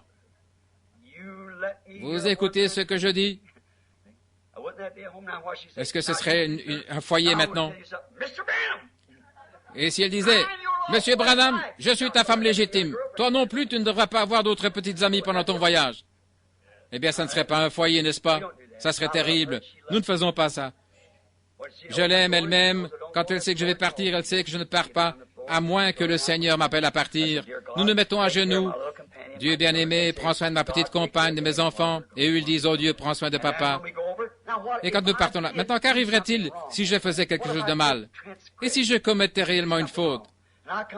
Et que je revienne, que j'aille voir ma pauvre petite femme et que je me tienne à regarder son visage qui commence à se rider et ses cheveux grisonnants, que je m'approche d'elle pour lui dire, chérie, il faut que je dise quelque chose. Tu sais que je t'aime. Bien sûr, Bill, je sais que tu m'aimes. Je vais te dire ce que j'ai fait. J'ai ramené une fille à la maison. Je dirais, acceptes-tu de me pardonner? Je crois qu'elle me pardonnerait. Je le crois vraiment. Mais est-ce que je ferais ça? Quand je la regarde debout là et que je vois ses cheveux grisonnants et que je sais qu'elle a fait écran entre le public et moi et que je sais à quel point c'est une épouse dévouée, est-ce que je ferais ça? Oh frère, je préférerais mourir. Et si j'ai un tel amour filéo pour ma femme, combien plus grand est mon amour agapao pour Dieu? Oh, je ne ferai rien qui puisse le blesser, bien sûr que non. Je l'aime. Je veux faire tout ce qu'il veut. Je veux assumer chaque parole qu'il a dite. Peu importe ce que dit le monde. Je veux savoir ce qu'il me dit de faire. Et s'il me manque quelque chose, je veux qu'il me le donne. Et vivre pour lui en nous gardant du monde. Ce vieux corps terrestre ici, laissez-moi vous dire, ce corps terrestre auquel vous attachez tant d'importance, que vous calquez selon Hollywood, Hollywood n'est plus là pour très longtemps. Vous vous souvenez, vous avez entendu la prophétie que le Seigneur m'a donnée. Elle va sombrer, oui monsieur, remarquez bien, elle sombrera. Maintenant, il ne m'a jamais rien dit de faux, et je le maintiendrai devant qui que ce soit. Elle est finie. Le jugement est suspendu au-dessus d'elle.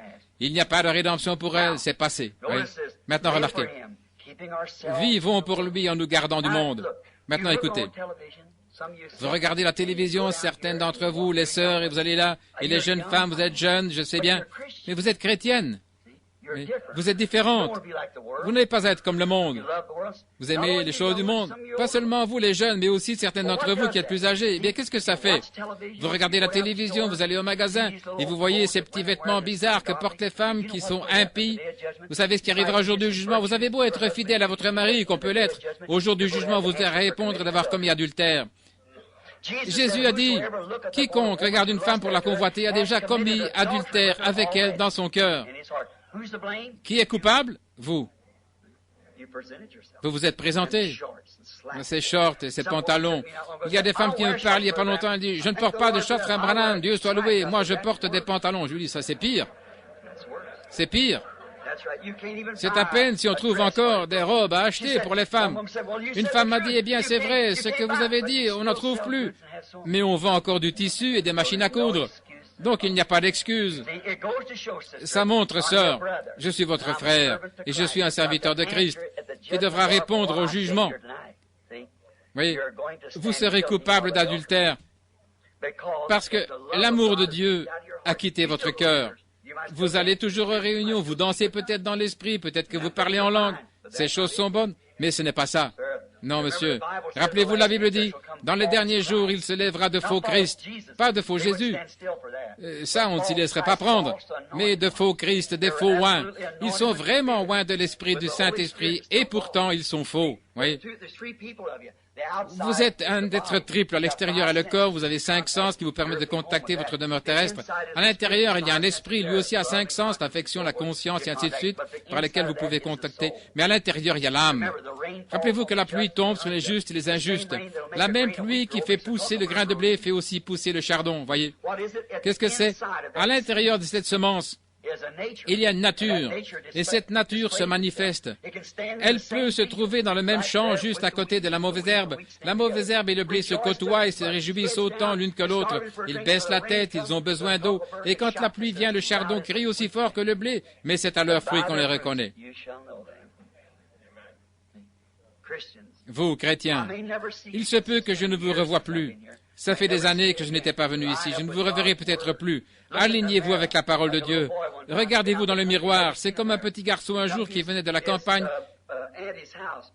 Il n'avait jamais vu de miroir. Il est allé chez sa tante et il s'est mis à monter sur les marches. Il a vu un miroir, là, un petit garçon devant le miroir. Et il a fait signe, et le petit garçon faisait signe. Il continuait à le regarder. Il ne s'était jamais vu dans le miroir. Et une fois, il a dit, maman, mais c'est moi! À quoi ressemblez-vous dans le miroir de Dieu? Est-ce qu'il reflète une fille ou un fils de Dieu?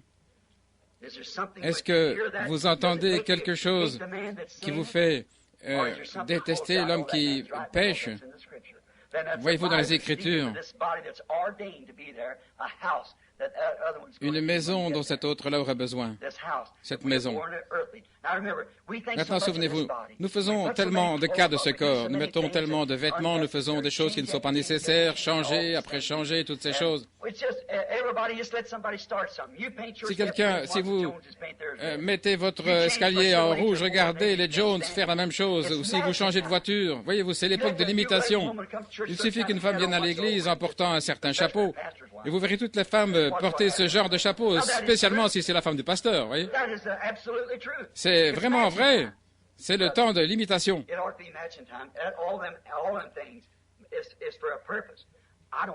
Je ne m'inquiète pas de savoir si mon veston s'accorde avec mon pantalon. J'ai du mal à les accorder. Il faut que ce soit ma femme ou ma belle-fille qui me dise quel genre de cravate il faut porter. Je ne me soucie pas. Je veux que mon expérience s'accorde avec la parole de Dieu. Voilà ce que je veux. C'est là où je veux vivre, pas au bout de la rue avec les Jones, mais dans la gloire avec Jésus qui est allé me préparer une place. Nous voulons cela, oui, monsieur. Cette tente terrestre, vous savez ce que c'est? Ce corps, c'est comme un vieux veston qu'on porte. Un veston que vous avez porté. Mais maintenant, vous en avez un tellement meilleur que vous ne portez plus l'ancien. Qu'est-ce que vous faites? Vous le suspendez dans le placard parce que vous en avez un meilleur. Vous avez un meilleur vêtement qui est plus au goût du jour que celui que vous portiez et qui est usé. Qu'est-ce que c'est? C'est ce vêtement. Vous êtes à l'intérieur de ce vêtement. Souvenez-vous, ce vêtement, qu'est-ce qu'il fait? Il a porté votre image. Mais maintenant, vous n'en avez plus besoin. Vous l'avez suspendu. C'est une loque. Et c'est ce qu'il en est de ce vieux corps. Il a porté l'image du céleste. Pourtant, ce n'est pas vous. Vous êtes à l'intérieur de ce corps. Vous, l'Esprit de Dieu, êtes à l'intérieur de ce corps. C'est ce qui amène l'extérieur en soumission, parce que l'intérieur tire, l'amène à s'aligner avec la parole de Dieu. Votre intérieur, vous, vous-même, votre être, ce corps n'est qu'un vieux vêtement. Et un jour, qu'allez-vous faire? C'est comme ce vêtement terrestre, votre vrai corps. Votre véritable corps, votre vrai moi se trouve à l'intérieur de ce vieux manteau qu'on appelle William Branham ou Susie Jones ou n'importe qui, voyez-vous. Un jour, il sera rangé au musée terrestre de souvenirs qui reste de vous. Vous le déposerez là dans la tombe et quelqu'un érigera une pierre tombale. Si J, le révérend un tel ou Jean ceci, cela, il reposera là en votre mémoire. Et celui-ci, les gens, vous voyez, alors que vous étiez réellement, votre vrai moi était à l'intérieur. Mais le vieux manteau lui-même n'a fait que porter l'image du céleste. Oh, les amis, avez-vous réservé votre manteau de rechange? Est-ce que vous avez réservé votre place au ciel? Rappelez-vous, vous devez avoir une réservation. Sans cela, vous ne pourrez pas y entrer. Je vous parle dans un langage moderne. Mais vous savez, si vous allez à l'hôtel en disant « Avez-vous réservé? Je suis désolé, c'est complet. » Vous serez dehors dans le froid parce que vous avez négligé de le réserver. Et si vous arrivez à la fin de votre voyage sans réservation, il n'y aura personne là-bas pour vous accueillir. Vous devrez rester dehors dans une sombre éternité, là où il y aura des cris et des pleurs et des gémissements et des grincements de dents. C'est obligatoire. Vous ne pouvez pas entrer dans la ville parce que vous n'avez pas réservé. Il vous faut l'avoir pour entrer dans cette cité où Jésus est allé vous préparer une place. Rappelez-vous, vous devez avoir cette réservation et porter le vêtement du salut. Dans Matthieu, j'ai un passage biblique, Matthieu 20, 22 à 14, je n'ai pas le temps de le lire parce qu'il s'est fait trop tard, je vous ai parlé longtemps, mais souvenez-vous, le roi avait lancé des invitations, il avait organisé un souper, il avait tué tous ses bœufs, préparé les bêtes grasses et tout, il avait invité beaucoup de monde à venir. L'un a répondu, eh bien, vous savez, après tout, je fais partie de ceci et de cela, il faut m'occuper de ma ferme. Et un autre avait un tas de choses à faire. Il a envoyé à nouveau ses messagers et ils ont été maltraités. Et finalement, c'était la génération des Juifs à qui Jésus parlait. Et il a dit, allez donc, et contraignez l'aller par les rues et les sentiers, et partout, contraignez les gens à entrer. Et ensuite, il avait décidé que sa maison, que le souper de noces soit servi, il allait y avoir des convives. Et puis, il a trouvé là un homme qui ne portait pas l'habit de noces. Il voulait garder son vieux vêtement. Et écoutez ce qu'il a dit, mon ami. Après t'avoir invité à mon repas de noces, après t'avoir invité et t'avoir donné une invitation à venir, si jamais vous êtes allé en Orient, j'ai plusieurs fois prêché là, il faut encore les repas de noces comme autrefois. Le marié a un certain nombre de convives. Frère Cobb, vous avez probablement vu ça en Inde. Voyez, ils ont un certain nombre de convives à recevoir. Supposons qu'il veut avoir 30 convives. Maintenant, l'époux doit fournir les habits. Il doit les fournir. Par conséquent, il y a un homme qui se tient à la porte. Vous arrivez avec votre invitation, il examine votre invitation et il met sur vous un habit. Les uns sont riches, les autres sont pauvres et d'autres différents. Mais une fois qu'ils ont mis l'habit, ils sont tous pareils. Ils sont tous pareils. Et tout le monde doit être pareil. Vous n'allez pas dire, moi je suis méthodiste, moi presbytérien ici. Non, non. Pour commencer, vous n'entrerez pas. Vous devez venir par la porte. Jésus a dit, je suis la porte des brebis. Je suis pentecôtiste, je suis ceci, cela. Ça ne veut rien dire du tout. Vous devez entrer par cette porte. Et si vous entrez par cette porte, vous recevrez l'habit. Et cet homme, quand il lui a demandé, comment es-tu entré ici, mon ami? Vous voyez, ça montrait qu'il était attendu par un autre moyen, peut-être par la fenêtre, par l'arrière, mais pas par la porte. Pas par la porte, de la façon dont Jésus est venu, par le sacrifice de soi, en donnant tout ce qu'on est à Dieu, en allant jusqu'au calvaire, en étant crucifié avec lui, en ressuscitant, pour porter son habit de noces, son habit de sacrifice et de la mort aux choses du monde. Si vous aimez le monde et les choses du monde, l'amour de Dieu n'est même pas en vous. Si vous avez encore l'amour du monde et que vous voulez agir comme le monde, vous êtes dans l'Église cependant, mais vous êtes un chardon à côté d'un champ de blé. Vous criez avec les autres, vous vous réjouissez avec les autres, toutes les bénédictions spirituelles sont sur vous. Vous dites, bien, je prophétise. Caïphe aussi. Balaam aussi. Ça n'a rien à voir. J'ai le baptême du Saint-Esprit. Ça non plus, ça n'a rien à voir avec la chose. C'est seulement un don temporaire pour vous. Le véritable don, c'est votre âme. Là au fond, qui est né de Dieu et qui contrôle tout par la parole de Dieu et par la volonté de Dieu. Et là, vous grandissez.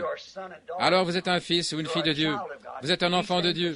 Et ces choses qui vous arrivent. Maintenant, c'est comme la maman. Voyez-vous, dans les entrailles de la terre, essayant de venir, vous êtes un fils de Dieu qui naît et vous voyez la parole.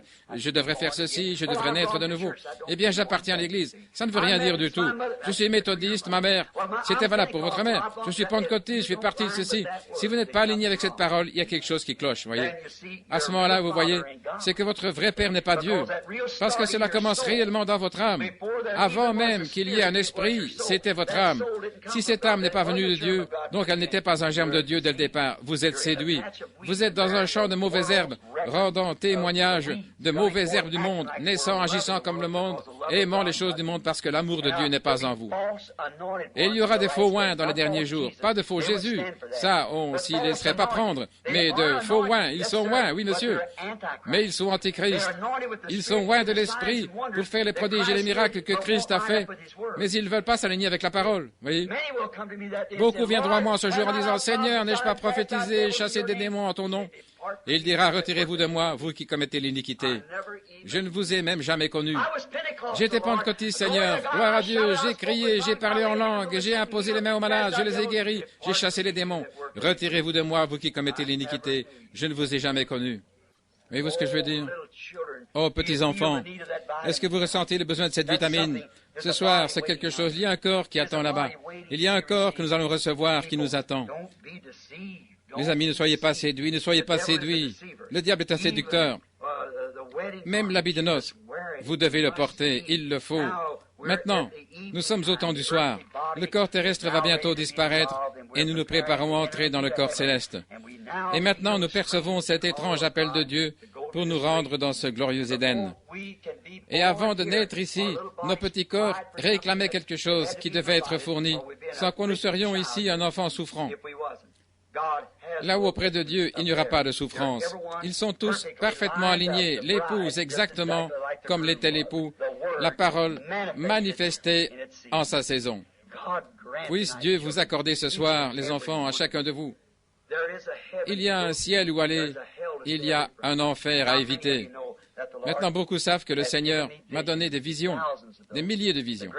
La chose la plus glorieuse, avant j'avais peur de la mort. Il y a environ 3 ans, vous avez vu l'ouvrage des hommes d'affaires chrétiens au-delà du rideau du temps. Je sais bien qu'il se pourrait que je ne vive pas jusqu'à demain. Je ne verrai peut-être jamais, mais ceci est la vérité. Je ne sais pas s'il faut appeler ça une vision ou quoi, mais un matin, récemment, je venais de me réveiller, je venais de rentrer d'une série de réunions et ma femme était endormie. Je lui ai dit, chérie, es-tu réveillée? Elle dormait encore. Je savais qu'il nous fallait nous lever pour amener les enfants à l'école. J'ai placé les mains derrière la tête comme ceci. Je me suis dit, eh bien, Bill Branham, tu sais que tu as plus de 50 ans. Si tu veux faire quelque chose pour le Seigneur, tu ferais mieux de te dépêcher, parce qu'il ne te reste pas beaucoup de temps. Je me suis dit, oh là là, j'espère vivre pour voir la venue du Seigneur Jésus. J'avais toujours imaginé que lorsqu'on mourrait, comme un frère qui dirait, vous avez prêché dans mon assemblée un soir, frère Branham, mais il serait un esprit, je ne pourrais pas lui donner la main parce que sa main serait là dans la tombe en pourriture et la mienne aussi. C'est comme ça que je me représentais les choses. Mais ce matin-là, j'ai senti quelque chose venir sur moi et je me suis dit, d'habitude c'est comme des visions. Et j'ai regardé encore et je pensais, oh qu'est-ce que c'est? Et je voyais de grandes collines vertes et des jeunes femmes qui venaient de partout. Il y en avait des dizaines de milliers, des centaines de milliers. Elles arrivaient toutes avec des cheveux longs dans le dos, habillées de robes blanches, pieds nus, et elles criaient notre frère. Je me suis dit, eh bien, ça c'est bizarre. Je me suis retourné pour regarder, et je me suis vu étendu là, et ma femme était étendue sur ce lit. Et j'ai dit, vous savez quoi? Je suis mort. Je disais, voilà ce qui s'est passé. Je suis mort. Et je me disais, c'était peut-être une crise cardiaque ou quelque chose. Je suis mort. Voilà, mon corps était étendu là. J'étais étendu avec la main en arrière, tout raide. Je me suis dit, c'était à 5 mètres de moi. Et j'observais, je me suis dit, voilà ma femme. Tout est là. Voilà ma chemise suspendue là au pied du lit. Et je me suis dit, et moi je suis ici. J'ai regardé de nouveau. Et toutes ces femmes arrivaient. Et j'ai regardé venant de ce côté. Et voilà qu'arrivaient mes frères, tous bien réels, l'aspect de jeunes hommes, et ils criaient, notre précieux frère. Je ne savais pas à quoi penser. Je me disais, c'est bizarre. Et je me suis regardé. J'étais jeune. Je me suis dit, c'est vraiment étrange. Je me demandais, est-ce que c'est une vision? Je me suis mordu le doigt. Je me suis dit, non, ce n'est pas comme les visions que j'avais. Et à ce moment-là, il y a quelque chose qui m'a parlé là. Tu es entré auprès des tiens. Et j'ai dit avec les miens, ce sont tous des Branham. Ce sont tes convertis à Christ. Et ces femmes, vous savez, on m'a toujours trouvé misogyne, mais ce n'est pas vrai. Je n'aime pas les personnes immorales, indécentes, mais j'aime bien les vraies et authentiques sœurs en Christ. Si elles sont comme ça, c'est très bien. J'ai des cicatrices de l'époque où j'étais un jeune garçon. J'ai connu des événements qui m'ont rendu comme ça. Mais tout cela est arrivé parce que Dieu me formait pour cette heure-ci. Et je pense qu'il n'y a rien de tel qu'une vraie sœur authentique. La meilleure chose que Dieu puisse donner à un homme à part le salut, c'est une épouse. Voyez-vous? Ainsi donc, s'il avait pu donner quelque chose de meilleur, il l'aurait fait. Et alors, quand on voit qu'ils ne se comportent pas comme des épouses, étant infidèles à leur vœu de mariage, et que leurs maris en font autant, souvenez-vous, vous êtes liés l'un à l'autre tant que vous êtes vivants. Ce que Dieu a uni sur la terre est uni aussi dans le ciel. Et ainsi, je voyais cela, et ces femmes accouraient, me sautaient au cou, me prenaient dans les bras et m'appelaient frère. Eh bien, c'étaient des femmes. Mais il ne peut pas y avoir de péché dans cet endroit. Voyez, c'était des femmes. Et voyez-vous, ce qui fait de nous maintenant une femme avec des glandes femelles et un homme avec des glandes mâles, c'est pour élever des enfants. Là-bas, il n'y en aura pas. Ils auront tous les mêmes glandes, mais ils garderont l'apparence, l'image terrestre qu'ils portaient ici, mais il n'y aura pas de péché. Vous serez tous pareils, on n'élèvera plus des enfants là-bas. Voyez. Ce sera ainsi. Et je regardais, et ces femmes et ces frères m'ont placé dans un endroit élevé, et j'ai dit, pourquoi faites-vous ça? Il m'a dit, sur la terre, vous étiez un leader. Il a dit, et voici les vôtres. Alors quelques femmes se sont approchées, notre précieux frère. Une si jolie femme, quand elle est passée devant moi, et une voix m'a dit, tu ne te souviens pas d'elle? J'ai répondu, non. Tu l'as amenée à Christ alors qu'elle avait plus de 90 ans. Tu comprends pourquoi elle t'appelle précieux frère? Et j'ai dit, et si je suis passé de l'autre côté, je vais voir Jésus. Il a dit, tu ne peux pas le voir maintenant. Ceux-ci sont ce que la Bible appelle les âmes sous l'autel. Lui, il est un peu plus haut. Un jour, il reviendra. Nous retournerons sur la terre ici et nous ne mangerons pas, nous ne boirons pas. Il dit, il n'y a pas de mot pour l'exprimer. Parfait, sublime, il n'y a pas de vocabulaire dans l'anglais. Aucun mot ne peut exprimer ce que c'est. C'est au-delà de ce que je connais. Il était là. Il n'y avait pas de maladie, pas de tristesse, on ne pouvait pas mourir, on ne pouvait pas pécher. C'était parfait. Juste parfait, les amis. Vous ne devez pas manquer ça. Souvenez-vous, quand j'étais un petit garçon, j'ai eu une vision de l'enfer quand j'étais un jeune garçon. Vous savez comment les femmes aujourd'hui, pas une dame, elle n'agirait pas comme ça. Elle se maquille les yeux pour ressembler à un loup ou quelque chose du genre. Avec ce truc bleu au-dessus des yeux. J'ai vu ça. J'étais en train de sombrer. J'avais reçu un coup de fusil. J'étais malade, là, agonisant à l'hôpital. Je savais que Dieu existait. Je me rappelle la première prière que j'avais essayé de dire. Je n'ai jamais dit ça avant. J'avais reçu un coup de fusil. J'étais étendu là, en train d'agoniser. Et la seule chose, je disais, Seigneur, tu sais, je n'ai jamais commis adultère. Vous voyez, j'étais un jeune garçon d'une quinzaine d'années. J'avais essayé de vivre comme il faut. Et j'ai dit, j'ai vécu dans la pureté, c'est tout ce que je pouvais dire. C'était le seul mérite que je pouvais présenter. J'étais allongé là, et le médecin s'était éloigné. Je me suis senti sombrer dans une éternité obscure. Et j'ai crié, appelant mon père, oh papa, aide-moi. Il n'y avait pas de papa là. Maman, au secours. Maman n'était pas là. Oh Dieu, aide-moi. Dieu n'était pas là. C'était un cauchemar horrible, interminable. Un enfer de feu et de flammes serait un endroit délicieux comparé à cela. Et en sombrant là, je me suis dit, oh là là, et continuant comme ça, je suis arrivé dans un endroit enfumé, obscur, écœurant. Oh, quelle sensation! C'était la mort qui était sur moi. Et je voyais ces femmes s'approcher de moi avec les yeux tout maquillés comme ça. Souvenez-vous, il y a 45 ans de ça. 45 ans. Et ça faisait ouh. J'ai dit, est-ce que je dois rester là pour toujours? Pour toujours. J'ai dit, oh Dieu, si tu me fais sortir d'ici, je n'aurai plus jamais honte de toi. Je n'aurai plus jamais honte. Oh Dieu, je t'en prie, donne-moi une chance. Et puis je me suis senti revenir. Et le médecin était inquiet parce que mon cœur ne battait plus qu'à 17 battements par minute. J'avais perdu tout mon sang, je baignais dans mon propre sang. Et je me suis demandé si ça pouvait arriver un jour. Il y a environ 2 ans, quand je suis allé habiter à Tucson, j'étais au magasin JCPenney avec mon épouse, j'étais assis là, la tête baissée, j'attendais, parce que vous savez comment sont les femmes, elles prennent tout leur temps dans les magasins.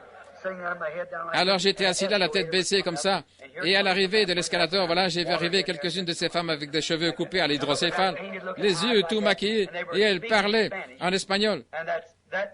Et cette vision est réapparue. C'était ça. Frères, sœurs, laissez-moi vous dire quelque chose. Ça peut vous sembler comique maintenant, mais arrivé une fois là, c'est vraiment sérieux. Ne prenez jamais cette voie-là. Moi, un homme âgé, prédicateur, j'ai prêché tout autour du monde, j'ai des millions d'amis. Mais je sais que je devrais me tenir avec vous. Éloignez-vous des choses du monde. Et s'il y a quelque chose en vous qui vous pousse à vous comporter comme avant, avec les choses du monde, rappelez-vous, vous n'appartenez pas à Dieu. Vous n'êtes qu'un membre d'Église. Jusqu'à ce que cet appel, cette profondeur qui appelle une profondeur, avant qu'il y ait une nageoire sous le dos d'un poisson, il fallait d'abord de l'eau pour qu'il puisse nager. Sinon, il n'aurait pas eu de nageoire. Avant qu'un arbre puisse pousser sur la terre, il fallait qu'il existe une terre, sinon il n'y aurait pas d'arbre pour y pousser. L'arbre n'aurait pas eu de raison. Et avant qu'il y ait une création, il faut qu'il y ait un créateur. Bénis ceux qui ont faim et soif de la justice. Vous voyez? Il y a quelque chose en nous. Vous avez levé la main il y a quelque temps pour dire « Je veux plus de Dieu ». Vous voyez? Il y a un besoin. Et si vous aimez le monde et que vous alliez dans ce sens-là les choses du monde, vous suivez le train du monde, vous irez à la chute. Sortez. Vous êtes fils et filles du roi, le roi. Soyez des dames et des hommes qui se respectent. Marchez comme des chrétiens, vivez comme des chrétiens, agissez comme des chrétiens. Rappelez-vous, je vous retrouverai à la barre du jugement avec ces remarques. Regardez-vous dans le miroir. Vers où est-ce que je vais? Est-ce que Jésus me prépare une place, un corps? Ce corps est parfait. Ce corps marche dans l'ordre. C'est un fils ou une fille devant Dieu. Et je suis dans les douleurs d'enfantement ici pour naître dans ce corps-là. Si j'aime encore le monde, ça me montre que je n'ai pas de corps là-bas. Je ne suis qu'un membre d'Église. Je n'étais pas un germe de Dieu. Il n'est pas mon Père. Il a dit, si vous ne supportez pas le châtiment, c'est ce que vous recevez maintenant, alors vous êtes des enfants bâtards et non des enfants de Dieu. N'est-ce pas vrai? Est-ce que la Bible le dit? Si vous ne supportez pas le châtiment de Dieu, quand vous voyez la Bible vous aligner et vous dites, « Oh, je ne veux pas entendre ces affaires-là, je suis un chrétien, je fais ce que je veux. » Très bien, continuez. Oui. C'est bien la preuve sûre que vous n'êtes pas un enfant de Dieu. Un véritable enfant de Dieu, il a faim et soif. Pourquoi? S'il y a quelque chose dans votre cœur qui vous dit que vous en avez besoin, cela montre qu'il y a quelque chose qui palpite, qui essaie de vous attirer là. Il y a un corps là-bas, dont celui-ci est le type. À quoi celui-ci vous sert-il? À glorifier le diable, le monde, les modes et tout? Ou votre regard est-il tourné vers le ciel? Et s'il y a quelque chose là-haut, vous glorifiez Dieu par votre vie. Dans la maison de mon Père, il y a plusieurs demeures. Si ce n'était pas ainsi, je vous l'aurais dit. Je vais vous préparer une place. Et je reviendrai vous recevoir en moi, afin que là où je suis, vous y soyez aussi. Les choses qui doivent arriver, ces choses qui existent maintenant, sont seulement un potentiel qui appelle les choses qui vont arriver. Prions.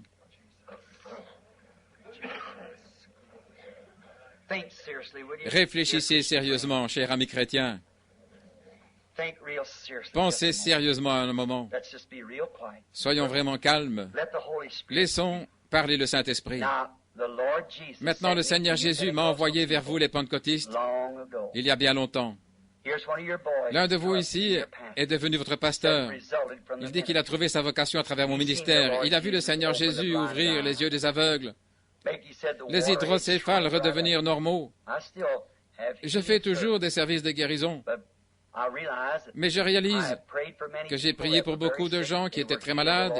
Ils ont été guéris. Le Seigneur a répondu à la prière, a guéri les malades. Mais vous savez, certaines de ces personnes qui avaient été guéries sont déjà mortes. Et peu importe combien vous êtes malade, même si vous êtes guéri, vous mourrez de toute façon. Mais cette âme, mon précieux frère, cette âme, ma précieuse sœur, pensez-y maintenant. Elle est éternelle. Si cet amour de Dieu n'est pas là, s'il n'y a rien qui attire, demandez à Dieu, « Oh Dieu, donne-moi un nouveau départ ce soir.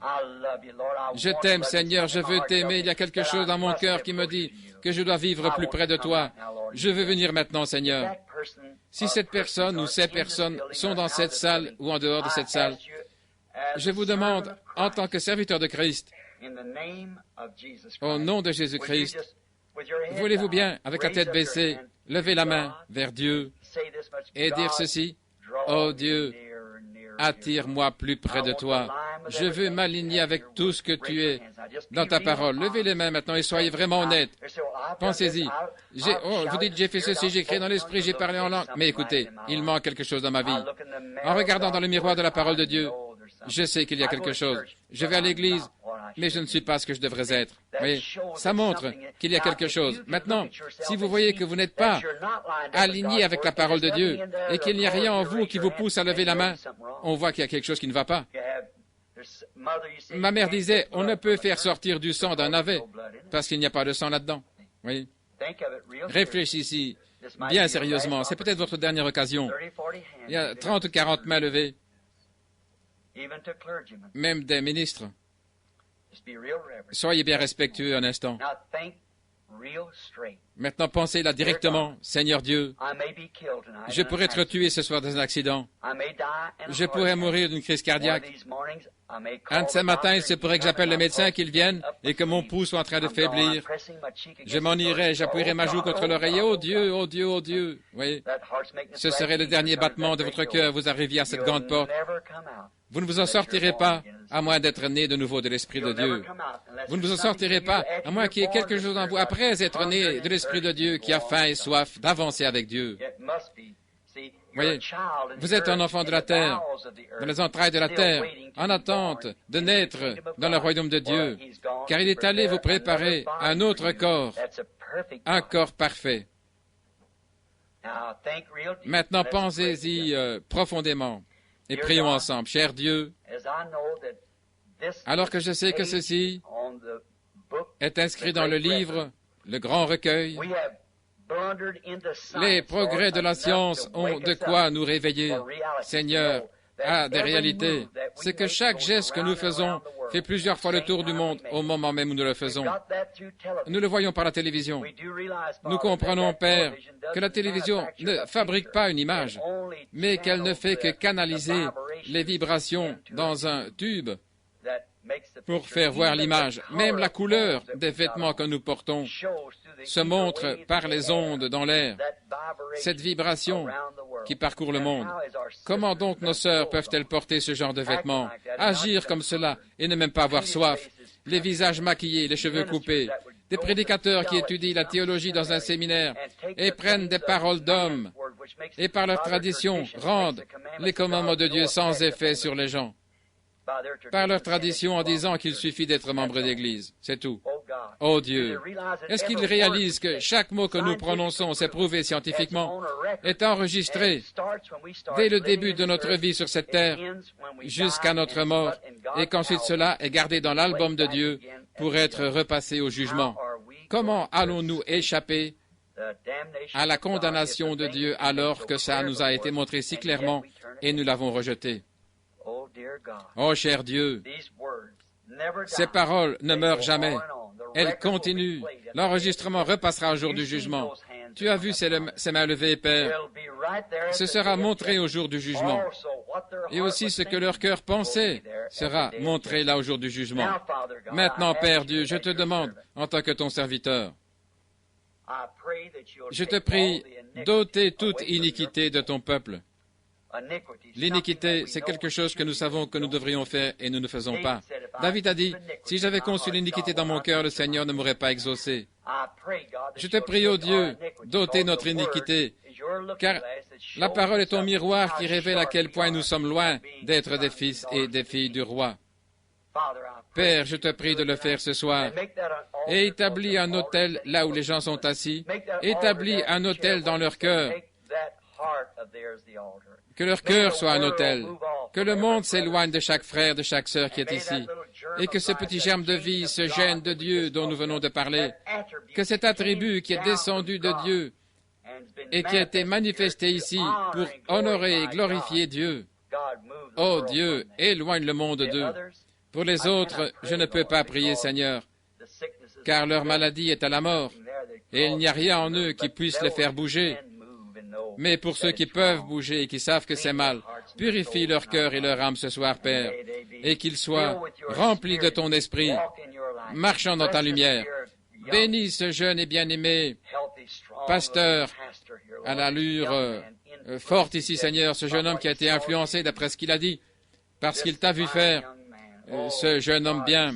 Oh Dieu, enflamme son âme, accorde-le, Seigneur, qu'il soit continuellement un véritable berger tout le temps pour nourrir le troupeau dont le Saint-Esprit l'a établi surveillant.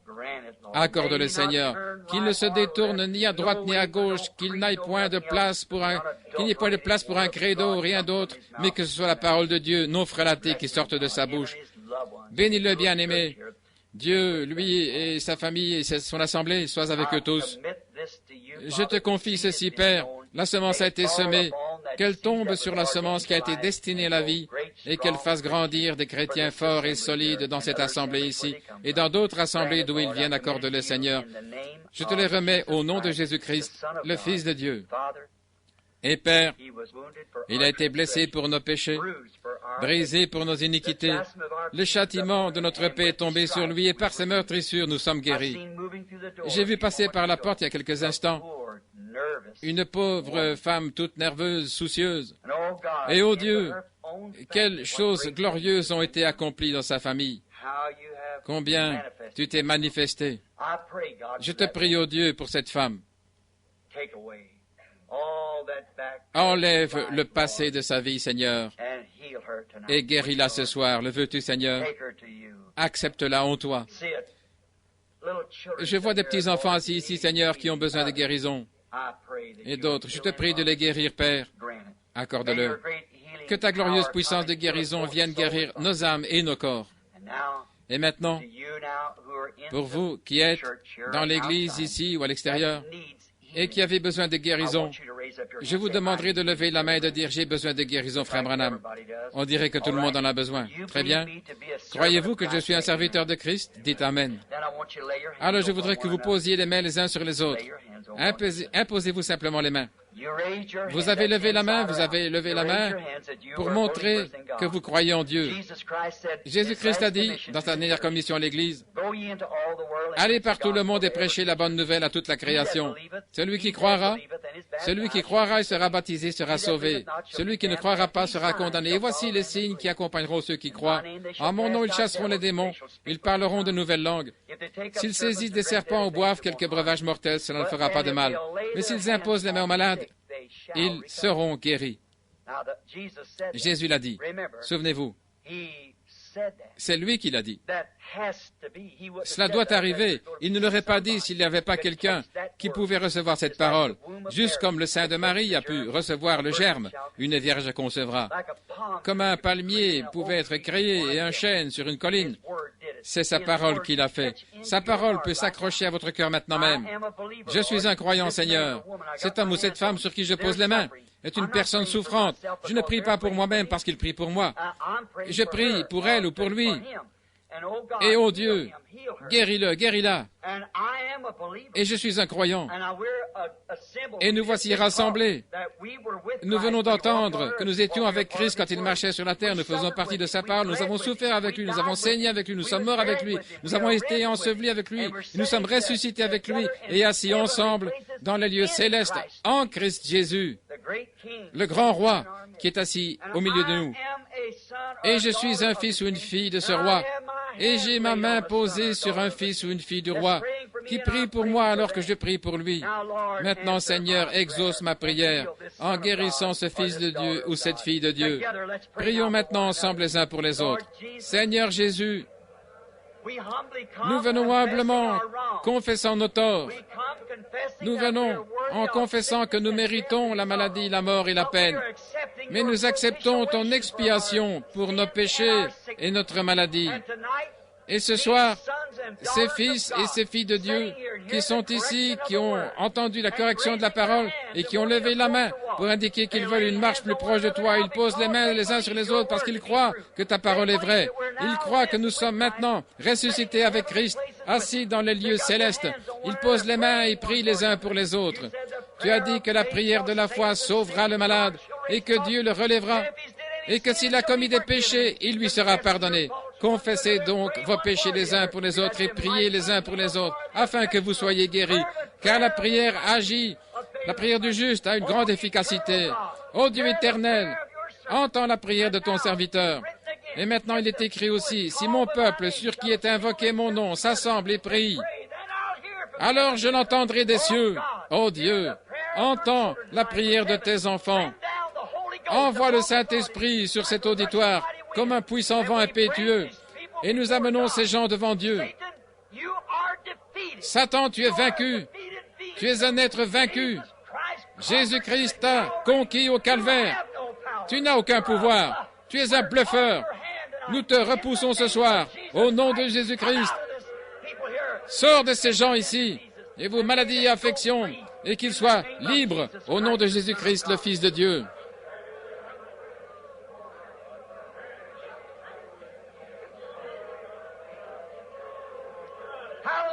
Alléluia.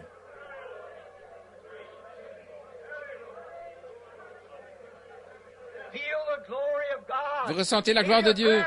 Vous croyez que votre prière est exaucée. Croyez-vous que Dieu a exaucé la personne à côté de vous? Combien croient cela? Levez la main. Voilà. Oh, merveilleux. Je l'aime. Chantez-le avec les mains levées.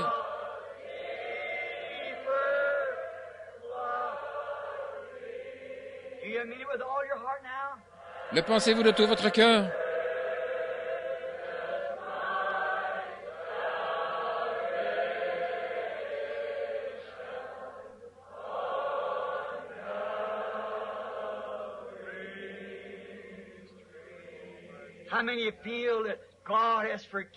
Combien sentent que Dieu a pardonné leur iniquité, les choses que vous avez faites?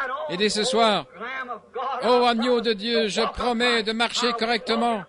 Je marcherai en honorant le nom dont on m'appelle un chrétien, quelqu'un de semblable à Christ. Je lève les mains, ô Dieu. Je me consacre à nouveau à toi ce soir.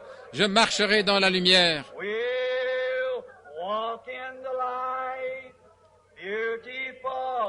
Nous marchons dans la lumière, merveilleuse lumière. Elle vient là où les gouttes de la grâce étincellent. Resplendit autour de nous, de jour et de nuit. Jésus, la lumière du monde.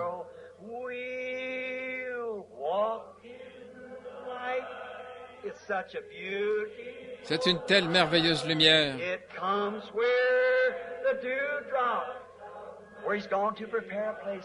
Il est allé nous préparer une place.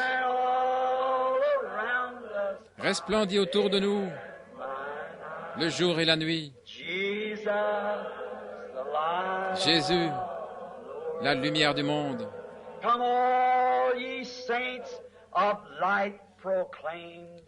Venez, vous, tous les saints de la lumière, proclamez Jésus, la lumière du monde. Vérité et miséricorde en son nom. Jésus, la lumière du monde. Que ferons-nous alors? Nous marcherons dans la lumière.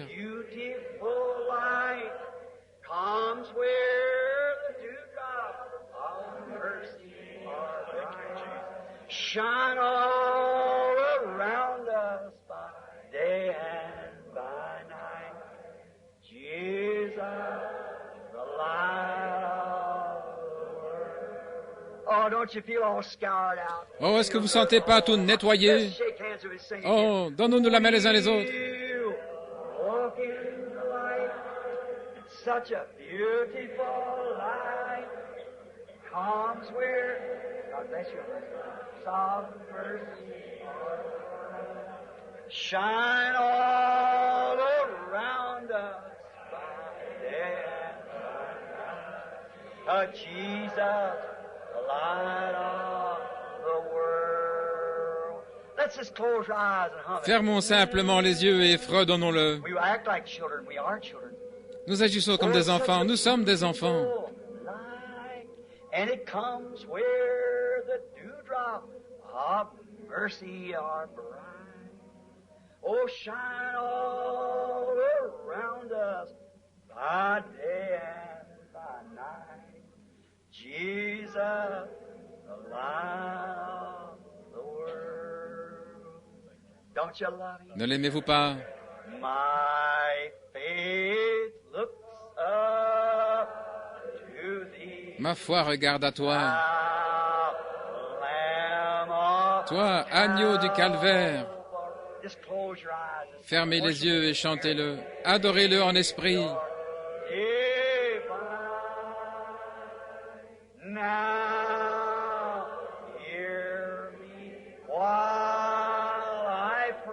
Écoute-moi pendant que je prie.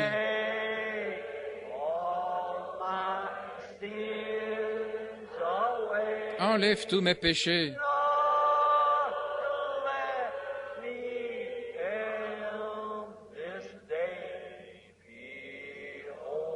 Laisse-moi être tout à toi.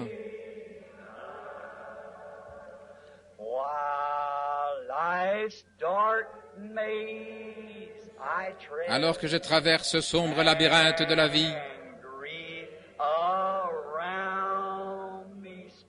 entouré de peine et de souffrance, sois mon guide.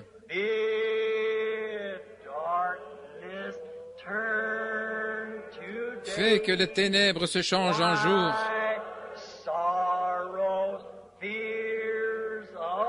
Essuie les larmes de tristesse.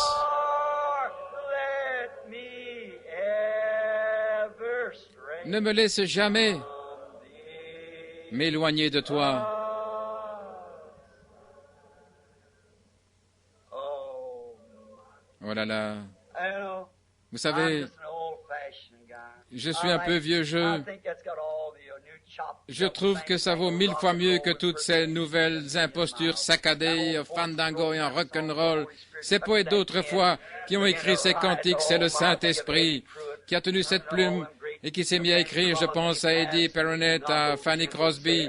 Ne me laisse pas, ô doux sauveur, entends mon humble cri. Un jour, ils ont essayé de la voir. Elle n'a pas fait comme les pentecôtistes, Elvis Presley, qui a vendu son droit d'aînesse pour des Cadillacs. Des gens étaient venus lui demander d'écrire des chants mondains. Elle a dit, je ne le ferai pour rien au monde. Il m'a dit, mais tu es aveugle. Quand tu arriveras au ciel, comment est-ce que tu... Elle s'est retournée et elle a dit, je le reconnaîtrai, je le reconnaîtrai. Et racheté auprès de lui, je me tiendrai. Je le reconnaîtrai. Comment? Aux empreintes des clous dans ses mains. Autrement dit, si je ne le vois pas, je toucherai ses mains. Alléluia.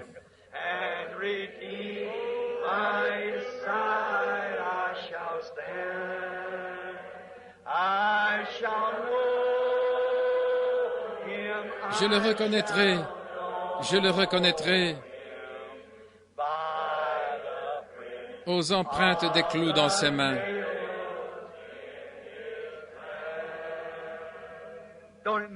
Cela ne vous pousse-t-il pas à l'aimer? Il est allé nous préparer une place. Et lorsque je m'en serai allé, je reviendrai pour vous recevoir en moi. Petits enfants qui êtes dans les douleurs d'enfantement maintenant, obéissez au commandement de Dieu. Et le pasteur ici, si aucun de vous n'a été baptisé, l'eau sera prête. Et l'inscription comme membre d'église, quoi que vous vouliez faire, si vous n'avez pas le baptême du Saint-Esprit, c'est le soir pour le recevoir. Vous dites, frère Branham, il est tard, vous avez prêché trop longtemps. Paul a prêché toute la nuit un soir. Un même genre de message. Et un jeune homme est tombé mort en tombant du mur. Et Paul, qui était tellement loin de ce même message, a posé son corps sur lui, et la vie est revenue en lui. Il est toujours Jésus-Christ, le même, hier, aujourd'hui et pour toujours. Ne l'aimez-vous pas? Chantons-le encore une fois. Je l'aime, je l'aime. Le pianiste, sœur, si vous voulez, donnez-nous l'accord. Combien l'aime? Levez la main, dites, je l'aime vraiment. Je l'aime de tout mon cœur, je l'aime. Chantons-le simplement à la gloire de Dieu. Les yeux fermés, les mains levées vers le ciel. Je l'aime, je l'aime. Nous l'adorons. Quand on prêche, qu'on taille, qu'on arrache, tire ceci. Ceci est le baume que Dieu déverse qui guérit. Il y a un baume à Galade pour l'âme. Chantons-le encore une fois.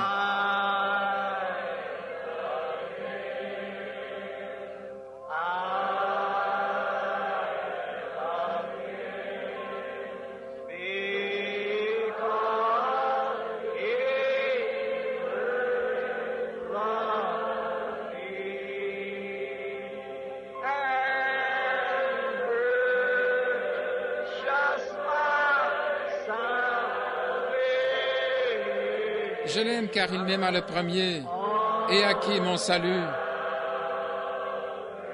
sur le bois du calvaire.